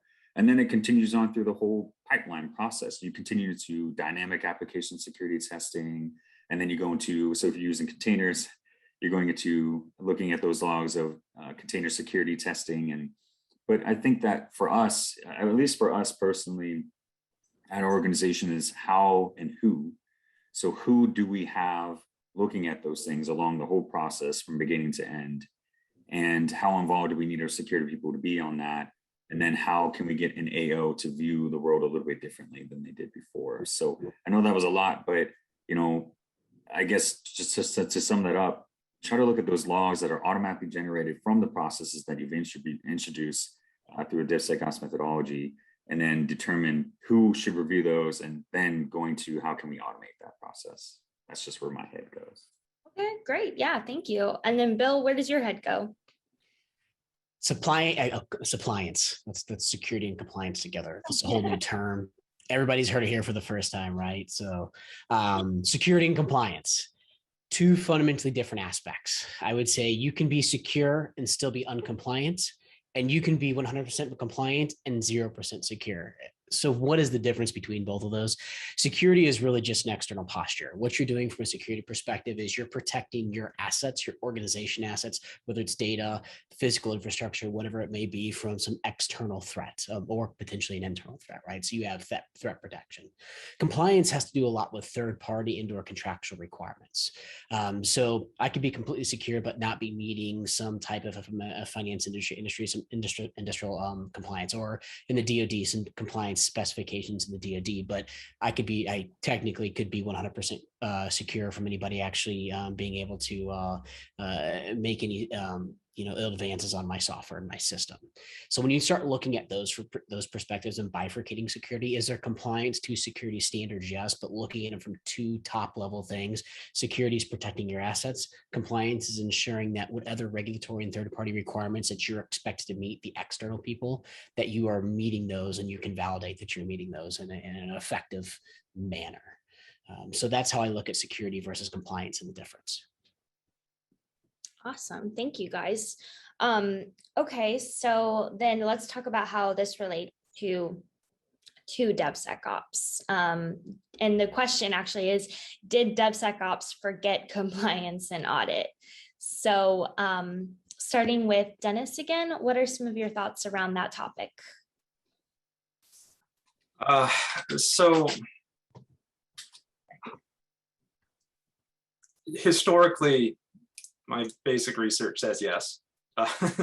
My personal experience with that is no, but only because in my role in the government, it was kind of a late adoption, right? It's suddenly realizing, hey, wait, the world's moving on without us. We need to do DevSecOps. And by the way, we need to do DevOps, so it needs to be secure and meet the compliance we need. So so from my personal point of view, no, my personal involvement is we've integrated security and elements of compliance, but to Bill's recent point, most of our security, unfortunately, has been more compliance, right? So bottom line is, no, not really, but I know historically that seems to have been the case. It's, you want to maintain that velocity, and you have a group of excited people motivated to get their software out there. And you want to bust through those silos and waterfalls and other buzzwords that are blamed for slow software delivery in the past, right? And so if you're starting from the mindset of, hey, let's go fast and break glass and do what we can get away with until they tell us to stop, then yeah. But being a late adopter, we've seen what broke and what got stopped, and we've known to include those things in the process. Great. And then over to you, Christopher. Yeah, Dennis, I like that, the moving fast, breaking glass. And that's kind of what we did here at U.S. Transportation Command a few years back when we had the mandate to move to the cloud. And when we did that, we moved all of our programs to the cloud. We set up a cloud environment through AWS. But I think that was we thought, let's put DevSecOps in place and let's go until someone yells at us, right? Or says you're not doing something right. So I would say from our perspective, especially in the beginning, I think compliance may have been an afterthought. I think that we certainly focused on security, but we were looking at automated ways to bake in that security. And we really pushed a lot more of that onto our developers. So our developers were doing a lot more things related to security and automation of security, and then having their lead developers and senior developers, double check to make sure that that was happening and reviewing some of those logs and stuff like that. But as you go towards the testing side of the house or the like functional testing and things like that, I think that we really needed some government individuals to be involved, and I just don't think that they were caught up with how that's supposed to look. So yeah, I think that we're getting there now as we go to create a new environment. We're looking into how compliance looks and who should be involved and what they should be doing. But I do think that for us, it was probably an afterthought. Not security, as Bill mentioned, certainly a difference. I think we had security in mind, but compliance, yeah, probably not. Bill, what are your thoughts on that? Yeah, of course, I think compliance and audit. When I look at DevOps, so I look at DevSecOps, that's the term, and that term right there just tells me, like, outside of DevOps, anything else hasn't been considered up until now. Now, is it a bad thing? I don't want to qualify it as bad, but I think that's the situation. What would DevSecOps be like if DevOps never existed? I have a hard time wrapping my head around that one, even though it's like, all right, so I think it's a valid point. Like, there's a lot of rhetoric in that one, but we've also created a Franken security. So, as Dennis and Chris have pointed out, like security and compliance, it's all been wrapped in how do you bifurcate it? I almost say compliance is like unit testing, integration testing. Not many people still do that well. People understand the value, but if you look at what testing is just a form of compliance. Are you complying to your functional expectations, or are you complying to some set of performance expectations? So I think if you start to look at like DevOps and concepts, people talk about unit testing and error locality, right? What's the value of unit testing and integration testing? What's error locality? You create that one test for the future, and if there's an issue, you can locate that error quickly. I think there's some statistic around like 80% or 70% of most developers' time is spent debugging. So if there's any software engineers on here, you spend most of your time debugging. That's the number one symptom of slow to market from an engineering perspective. So we start looking at appliance in those aspects of we've overlooked it. Even with testing, we talk about testing, but who puts that there? So now I think if you start looking at the DevSecOps and as we're moving forward, talking about auditing, I mean, just automated unit testing is a form of auditing. Chris is talking about SonarQube, right? So as we're going through there, like, I have unit tests? Do I have 100% test coverage? And also there's some other metrics out there, like, am I covering what I need to cover? So yes, we forgot it, but I also think it is like, and Chris and Dennis point out, people are now starting to consider it. The question is, as I look at it, is like, okay, now we're starting to consider compliance and audit. What does it mean and how do we consider it? As we're looking at bringing security in, like there's a shift mindset from talents in security as well, but also in compliance. So what does it really mean to now have compliance and audit as part of our approach to DevOps and, highly effective and efficient software development delivery? And Bill, I want to pull on one of the threads you mentioned before. So DevOps versus DevSecOps, how are those two terms? Are they, what is the difference? Dennis and Chris, I'd love to see what you think here. What I'd say is I would argue they're no different. It's just DevSecOps was a term that was put out there. And I think the earliest one I referenced, I've seen is from Shannon Leitz in 2015, was about putting the responsibility of security onto the folks who have the most context, reminding people that security has to be a first-class citizen of the software development deployment process. And so take DevSecOps out of DevOps. I still think DevOps is the overwhelming one. Just the term DevSecOps there is to remind really the human system, the organization, like, hey, you need to start thinking about security, and then we can put compliance and audit as well as part of your software development delivery process. It's not an externalized factor, it is a component of your value stream and your value network. I don't know, Chris and Dennis, what do you think about that? That's sort of how I look at it. That could be sort of a counter. I don't say counterintuitive, but like there could be different thoughts. Like, what do you think? Yeah, Christopher, what are your thoughts on that? Yeah, Bill, yeah, fantastic. Well said. What I mentioned here, maybe a little more blunt, is that we include the SEC to let our security people know that we are considering security. You know, and because in my mind, DevOps and DevSecOps, we were, in my opinion, when DevOps came out, I believe that we were trying to implement a lot of that quote unquote baked in security. And then we were trying to automate the security piece. And like you said, moving to the left, right, that's where we keep going. Security was a part of that process too. We're really pushing a lot more on our developers to do. And honestly, you know, a lot of them are happy with that. You know, allow me to do these things. So yeah, I'm with you 100%. I think that I feel like the difference between DevOps and DevSecOps is honestly, we include SEC in there to make sure that everyone knows that security is a part of the process. Don't think it's not. It's important and it's there from the get-go. That's how I feel. Dennis, do you believe that our existing security models provide a means for DevSecOps to be successful? So there are many security models. The short answer is yes, but they have often required some reinterpretation or some novel implementation, right? So the model in the past, as I've observed it, is that at the end of the waterfall model that says, okay, you built this thing, now let's poke some holes in it and find out where it's secure and kick it back if it's not. So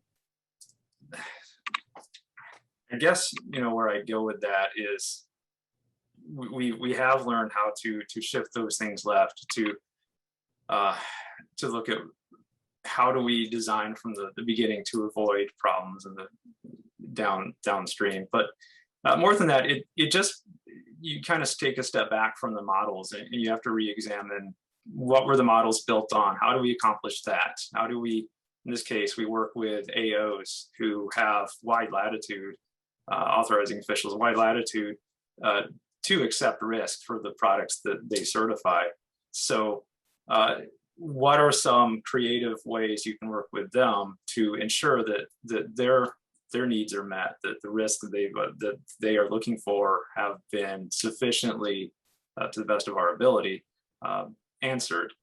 And so, you know, the model, depending on, I guess I'm kind of being very nebulous with the word model, but the model is still there. We're still putting out applications that are, to the best of our knowledge, secure, and in some cases more secure because you know, what's more secure? Something that's gone through some analysis and deployed every week versus something that's been sitting out in production for 6 months, right? So I think the underlying model is fine. It's built on a sound foundation and concepts. It's just that interpretation and the actual implementation of it that's had to be modified. Great. This audience member is saying, Bill, to your point, it's now dev, I guess, like fill in the blank ops, dev test ops, for example, where AI can be introduced for testing. What are your thoughts on that? I think they're right. I mean, you know, coming from, you know, how do I put this? Anything between dev and ops may be just more architecture for companies who have tools and anything else. I'll just throw that out there. I think that they're right. You know, and I love, and I was going to see the response to the individual who sent that. You're right. So once you start seeing all this, it's just a reminder that these walls of confusion exist in an organization, and you should be constantly looking, like the theory of constraints, the goal, looking for these walls of confusion and breaking them down. And what does it mean to break it down? You just know the outcome needs to be broken down for each organization. It's going to be a bit different. There can be common practices, but yes, absolutely. Right. Excellent. Let's go ahead and throw up our first poll question then for this panel, which is security and audit just as important as DevSecOps to your IT environment? So please take a moment to answer yes or no. And then with that, Christopher, question for you. what does it mean to have a highly regulated software delivery? Could you please explain your thoughts on that, and how does compliance and auditing fit into this DoD DevSecOps space? I'll stick with the highly regulated software delivery. Wow. So that it seems subjective to me, but I suppose from our perspective, highly regulated software delivery. I think so. I guess I'll go with what we're trying to do. I mentioned that we had a sprint to the cloud scenario where we just rushed there and we got programs there, and we're in the middle of creating what we call unifying architecture right now, based on lessons learned. It's an AWS environment, but it's a newer environment where we're keeping the DevSecOps culture in mind as we approach that. And we talk highly regulated. I think that it goes back to, we are trying to figure out who should be involved from our security division. So we have an issue in which our divisions are siloed out. We have a security division, we have an operations division, and we have our division. We're all separated, which we know doesn't work for DevSecOps. We know that it has to be under the same umbrella, or at least we all have to be focused on the same thing. But regardless, we're working with our security division to get them included in the process. And so, as I mentioned earlier, what piece should they have in evaluating static code analysis scans, for example? So I think Fortify is a very popular product out there. So Fortify generates, I think we're called FPRs, and they're sent off to a software security center, and then there's an audit workbench. And so what is their role in that? And we're having those conversations now on how that looks, and when they would evaluate, how quickly would they be able to evaluate that? And can they do it? Do they have the time to be able to do that? Or are they constrained based on their current job as well? And that's another issue we're having. So in our mind, I think that we're forming what that looks like, a highly regulated software delivery, and that we have our security folks involved in evaluating some of those logs. And hopefully where we get is that, well, how much of that can we automate so that they're generated, they meet a certain criteria, and as a result, we move forward.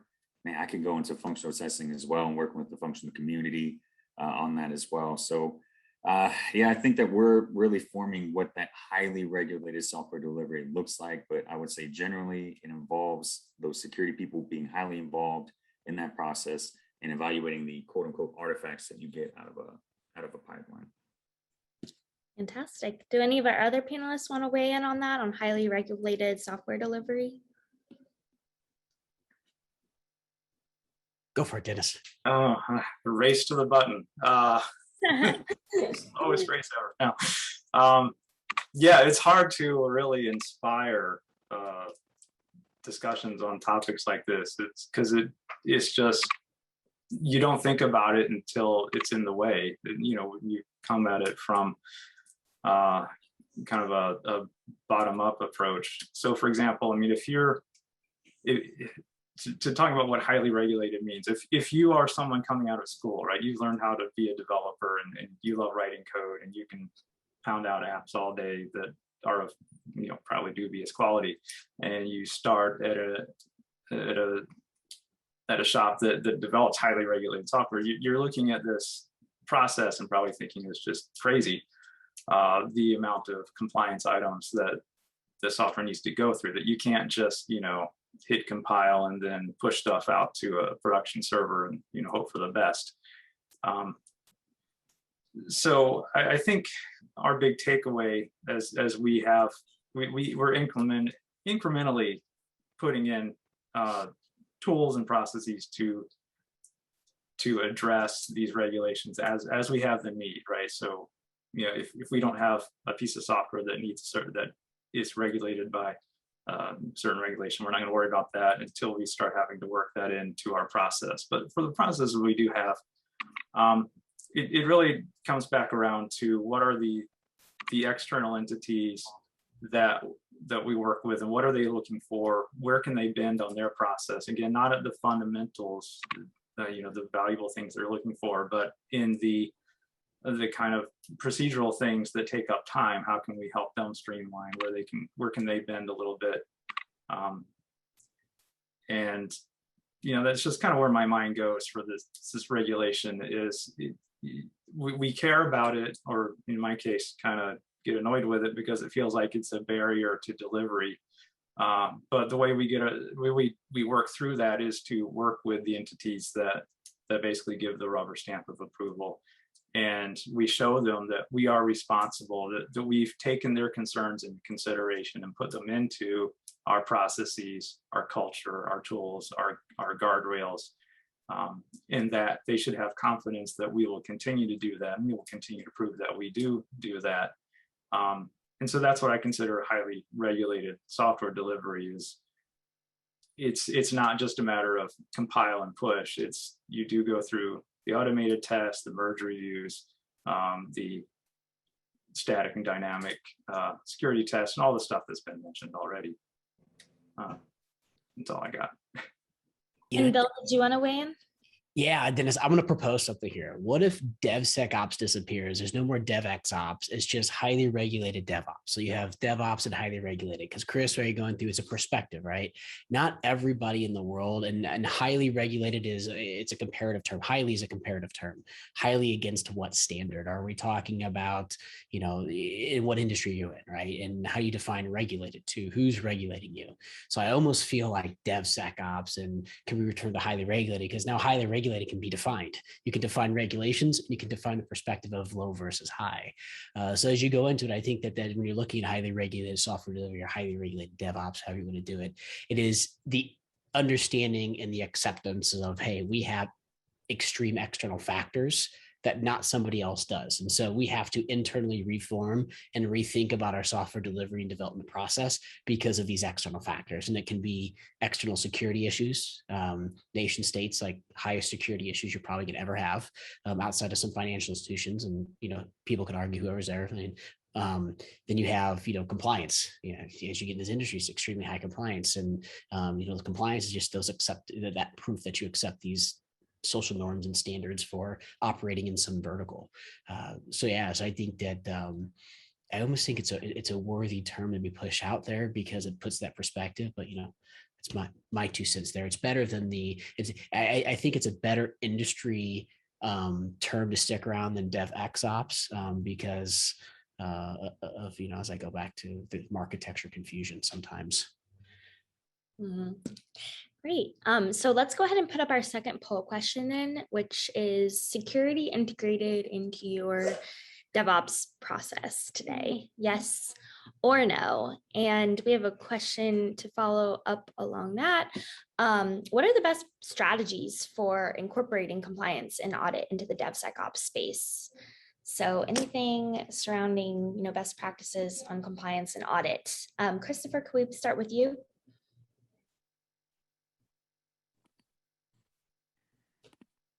I feel like, so for this, I feel like I'm going to dabble a bit into what I had already mentioned. I think that, if you're going to, so I don't know if my approach is unique or not. I don't know if I know that there are some organizations like Cloud One, and Platform One that are trying to provide a service for multiple programs or applications.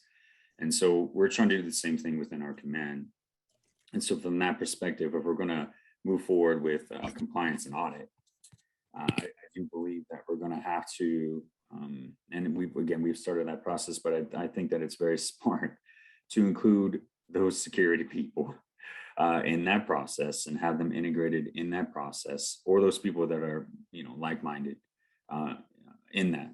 Because I think, again, in the past, as I think Bill had mentioned, or maybe it was Dennis, you kind of, security pokes holes in it later, right? That was the mindset of a waterfall methodology. And so showing them that, hey, this is how security is done now. Does this make sense to you? Can you get behind this? I think is very important. And then they can be a part of the process, because we're trying to, accredit this new environment as well. I'm trying to, quote unquote, accredit the software factory. And we're viewing that from the lens of an RMF package, which is very interesting. If people are familiar with the risk management framework and putting together a traditional RMF package, when you try to do that for a true DevSecOps methodology, it looks quite a bit different. And so we're working with them now, getting them educated, help them to understand how security looks in a modern world. And that takes time. We've seen that it certainly takes our security folks quite a bit of time to understand that. And so personally, I think that, yeah, you got to get those people involved. You got to get them educated. And if you can somehow just integrate them into one team, that'd be fantastic. But if you don't have that option, then somehow working with them when you can is important. And having them be a part of that process, I think, is important. Awesome. Bill, did you want to respond to that one too? I do. Actually, want to start off. I may have a couple of slides to share, so I'm going to try it and see if it works. I have one of those widescreen monitors, so sometimes it may not work. But I do want to start off before I share the screens on strategy. When people always say strategies, and I hear anyone who's in the panel before, and that's when I'm always referencing books. Good strategy, bad strategy. Best book out there, only because a strategy, talk about a kernel strategy, is a diagnosis, a set of policies, which are the things you're going to do to overcome the obstacles in the diagnosis, and your coherent actions. So I want to show a bit of what I think of a strategy as we're going through it. So let me try to share this real quick with you. Let's see.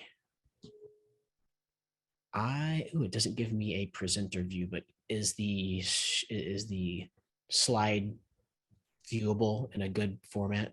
Yeah. Okay. So I would say your strategy, we'll talk about automated governance. Let's talk about, a bit of a diagnosis around some of this is, can you actually prove that you're safe? How do you demonstrate that you're secure? And how do you know you can make the statements in a way that's trustful, and a way that there's actual evidence that stands behind this? I think we all answer these terms. We try to answer this. And side note, this is actually a presentation that John had put together, John Wilson put together. So I just copy a couple of slides from it there. We need to move from implicit trust-based models for controls to an explicit proof-based model. I would argue that, and I think it's overwhelming in a large percent. And then I say this is my litmus test, right? If I give two different auditors the same set of controls, are they going to come back to me with the same audit conclusion? And if that can't happen 100% of the time, I look at this, technical folks, idempotent, you don't have an idempotent process. So moving from the implicit trust to these explicit based controls, which means you need to change these subjective attestations into objective attestations. So what does that mean to talking controls? And Chris was covering a little bit earlier. I think Dinesh hit on this. Is as you're running through, let's just talk about a CI/CD since it's implementation specific. As you're running through, you're collecting evidence. This evidence could be a Fortify, an OpenSCAP, a whatever evidence that comes through. Well, that's, that's a bit of objective, but how do you change it into something that's, truly objective for the organizations? That's data at that point in time. It's actually not information. And information needs some type of interface, a business interface, an ontology. So let's just talk about static code analysis, for example. If we have a policy out there that says I need 100%, I need 100% test coverage, any tool can tell you, what levels of coverage or what's not covered, and you need to assess that. And so you put that into a clear interface. If you can establish a clear business interface that gets down to binary decisions, yes or no, or maybe it's a range, even if it's a range, it's between X and Y. So you have a binary decision. You have now gone from subjective to objective attestations. And that's where you can do some of the things like automated governance. And so this is the concept that automated governance will come into, is now you can pull the human out of the governance loop. And as we start talking about sort of like these strategies, your number one diagnosis is that the fact you have people in the audit loop is probably the number one indicator you have efficacy problems. People by nature are fallible. That's why automation exists, right? Automation does the same thing. And so as you're going through and looking at some of this stuff, your number one strategy and your diagnosis and your set of guiding policies should be remove every person from there. So what does it mean to remove the people? Well, you talk about collecting data, marshaling it into some type of interface, and then going through and using other types of policies, use it policy agents, something like an OPA, you have OpenSCAP out there, whatever it is, to then take these controls and through a machine and automated fashion, be able to binary, in a binary perspective, say, yes, that control is met, or no, it's not met. You have a clear executable strategy for automated governance and for bringing, when we talk about compliance and security. And so you can talk about security, protecting yourself from the outside. You can do security testing analyze that security evidence, and then you can attest to it. So now you have a record and you can start building provenance and pedigree over time to show what happens, or you can show the lineage. Because I like to think about, the Eastern models of thinking of change. And actually was it Toyota Kata, great book. Toyota Kata talks about like the differences when we think about a standard. And I'm going to try to summarize it off the top of my head. Like when you look at the Toyota Kata way, a standard is something that's never achieved. It's something that's always gapped, and you want to understand the gap. Whereas we have the Western model thinking a standard is something you have to do the same thing every single time. So we start looking at some of these, like how do you get the standards and how do you gap it? You start looking at automated governance, then you can start to understand what those gaps are and and I'll go back one slide, getting from subjective to objective. And so there is the strategy I'd throw out there for getting, automated governance and compliance and security into your DevOps process. So let me see if I can stop sharing that. That was my idea there. Yeah, not just mine. I call it some ideas. That's awesome. That's super helpful to see. Thank you. And then Dennis, I don't want to skip over you either. If you had any additional comments about compliance and security, would you like to share anything? Sure. So best practices. I fully agree with the previous two presenters. What I'll add is what we found. So Bespin is also a software factory. We have customers, across different functional areas of the Air Force, and we offer a service. Right now, that service is we develop your app and we help you get it to prod, but we're trying to figure out how to granularize those services. But what's really important there is to understand the different players, the different layers of the tech stack. So it's really about the shared responsibility of the different participants. There are certain compliance items that our customers have to handle. We can help them, to some degree, but it's their responsibility, it's their functional area. And to some degree, we have to trust that they've done that. Then there's things at the development and deployment, the pipeline layer that we handle. And then there's the infrastructure we push to. They have their own compliance standards that they meet, and we trust that they meet them. For example, when we push apps out to Cloud One. So that's just something I wanted to foot stomp is understanding who's responsible for what and having that shared agreement that, yes, we will do these things. Excellent. And then we have an audience question, one on reproducibility and one on shifting left. So for the first one facet of trusting software is whether different people building the same code generates the same output. How far along are we in this, in the DoD, and achieving this in the DoD?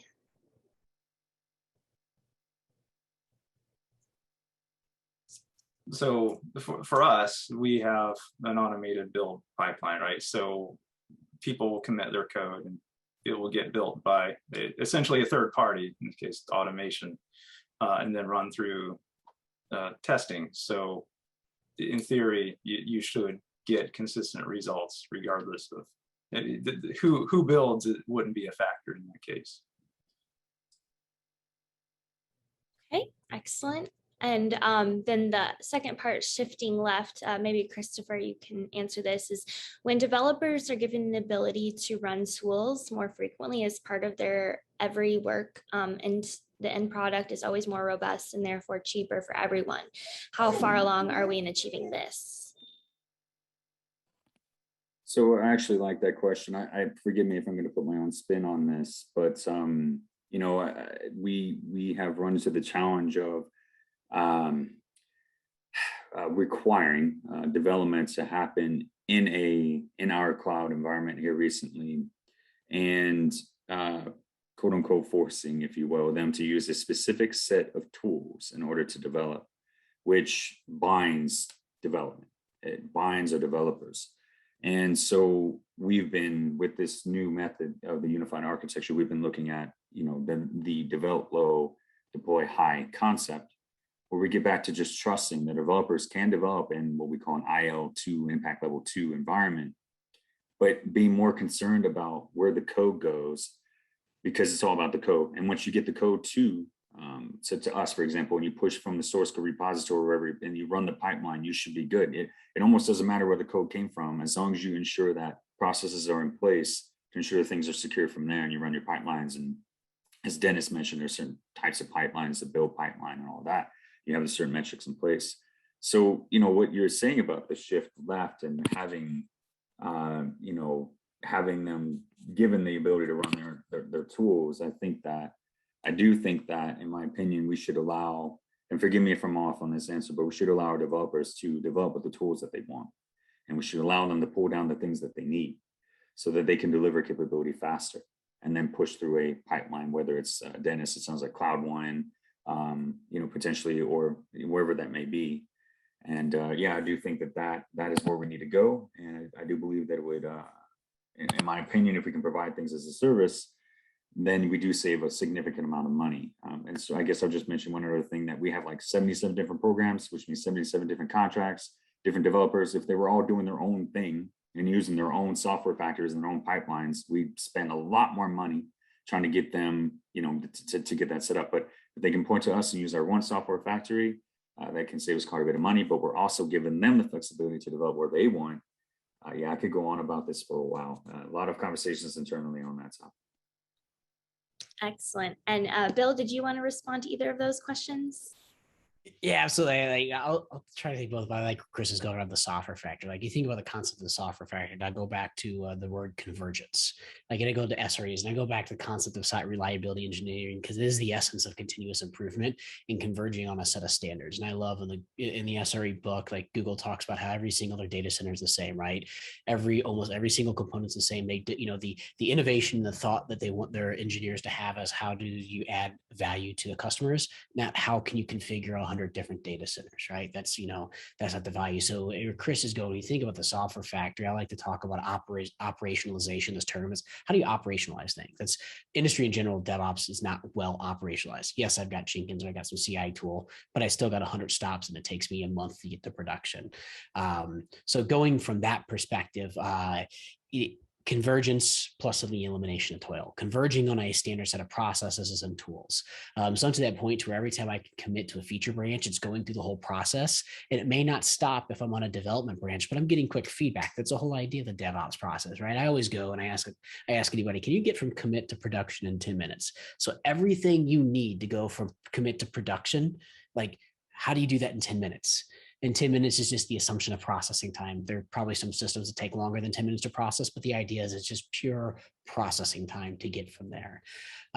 So it's really looking at the convergence. I think that's and then where Chris is going, the software factor. I like the software factor concept because it makes people focus on the concept of looking at how do we manage from an efficacy and efficiency standpoint, and what does it mean there. And then also to the questions around the slides. Yes, let me go ahead and I will try to get copies of those. And then also I'll find a link to a live presentation John gave for those as well. He talks to him way better than I do. Sounds good. And all this information will be in a follow-up email to our anyone who registered. So that's awesome. Thank you for that. Okay, let's go ahead and post up our third and final poll question. That is going to be, what is your investment timeframe for new technologies? And the options will include less than 6 months, 6 to 12 months, 1 to 2 years, or 2+ years. So, all right, that being said, let's kind of go with the theme then of the technologies in the DevSecOps space. Where do you guys see the future of this moving? What are some of your plans within your own agency? Anything else that you want to share with our audience as we come to a close at this time? For us, one of the big hurdles I think we need to handle is brownfield applications. So Bespin had the privilege of dealing with greenfield applications. The organization itself is brand new, and the apps that we pull in, we get to build from ground up, even if they're components of legacy systems. But it's those legacy systems that need to migrate to the cloud, that have been told thou shalt do DevSecOps and Agile and deliver faster, they have their own compliance issues and just baggage, really. And so it's how you extend this model to the programs that have those legacy concerns. They have from the technology point of view, they have apps that don't necessarily work well, may need to be rebuilt or highly massaged. They've got, in some cases, I'll just say, a culture problem, right? So, when you look at what goes into a continuous ATO, it's people, your culture, your processes, and your tools. It's not just saying, I have code that can get through this pipeline and jump over these security gates. It's you show that you can do that repeatedly and that you have a trusted model for generating that code, right? Because otherwise you can have some pretty nasty things get through those gates, right? It's not perfect. So it's really just, how do we get to the bread and butter for BES really is those legacy business apps. That's kind of the future for us, I think. Excellent. Thank you for sharing that with us. And then Christopher? Yeah, Dennis, I'm with you, 100% on that. And that's, I think the future is certainly a culture of adjusting your organizational structure if you have to, but essentially your DevSecOps, they are one and the same. They're working together every single day on exactly the same issues. And then I'll just sum it up with saying that DevOps, DevSecOps, however we want to view that, we're going to continue to impact, if we're not already, just about everything else IT related. And so that's why you hear things like ML ops, right? Machine learning ops or AI ops. And because we're going to dive into that, we're going to have an impact on that if we're not already. And we are, but so we're already working with our data folks, for example, on how we treat their data. I was like, well, we have to treat their code just like any other code. Let's push that through a pipe. So we're having those conversations and how we, so you'll continue to impact, in my mind, almost anything IT. And that's why it's really exciting to be a part of, pushing DevSecOps in the Department of Defense. Thank you. And then Bill, it's been a pleasure having you on both of these panels today. How would you like to wrap us up? Yeah, this has been a lot of fun. Thanks for the opportunity to share. A couple of things in my mind, Dennis, brownfield versus greenfield, that's the big question, right? How do you do it? This is an interesting one. I always think about where's the toil, and I go back to toil in the SRE book, right? That non-value added work and achieving that. And then I ask myself, how far down in brownfield do we have to really get? And where can we focus on greenfield? That's always do you really have to get to 100% no risk on brownfield, or there's just inherent risk there in brownfield? I don't have answers to certain of those questions I ask, but the question is, what's the risk posture you're willing to accept on brownfield? And what's the cost to get over to a greenfield? And for some of those, or maybe some of those most important features. And then I think where Chris is going. So one last thing I think there is like the software factory concept and the the DoD Enterprise DevSecOps reference design. Actually, we've recently just upstreamed an open source community called Plygos, Ploigos. It's sticking with the Greek thing, Greek for navigator. So they talk about convergence, we're talking about automated governance, and how do you build that all into a component or a piece of technology? And so we talk about accepting technology, you can go fortify, you get all these different, you can go with synopsis components, whatever it may be, but how do you bring that into a process? And as we've put this upstream out there, almost what people think about, how do you build a workflow, and how do you identify your business process and codify this into a workflow? And there's something called the Plygos step runner, which is, it's a pluggable, playable thing. You can take your imperative logic from, instead of like your Jenkins Groovy or out of your Tecton script, and stick it into a Python module and reuse it. And then you can start to converge on standard sets of approaches. And I like to think of this as sort of like the Dell computer model, where Dell was just like 15 basic components, and 15 is an arbitrary number. But when you combine those in different ways, you now have millions of mass customizable solutions. So this is fundamentally the concept around the software factories. Look at your process and understand your process first before you're buying technology and tools. Then go look out and what's the tool, the feature set that best fits you, for the feature set and from an economic standpoint. And then what are those layers there, and then that you're getting into enforcing your workflow. So I think as we're talking about DevSecOps, software factories, brownfield versus greenfield, we're talking about business process, but how are you going to enforce and how are you going to codify that? And that's sort of exactly where you want to go, because once you put a workflow layer in there, things around automated governance. Like, yeah, we can collect logs, but let's analyze this information. Let's turn it from, data into information that we can make decisions on. And that's, as we think about DevSecOps, that's fundamentally what's missing in our software development delivery process. And I like the concept of the factory, right? Taking data and information to make decisions. So that's the last couple of things on my mind there. And thank you all very much for the opportunity to, chat and share thoughts with you. This has been great.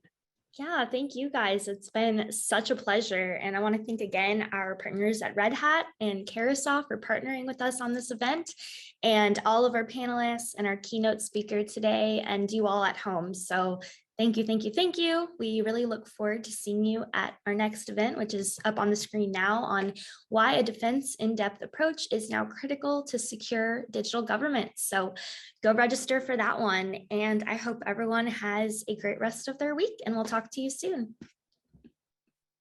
Bye.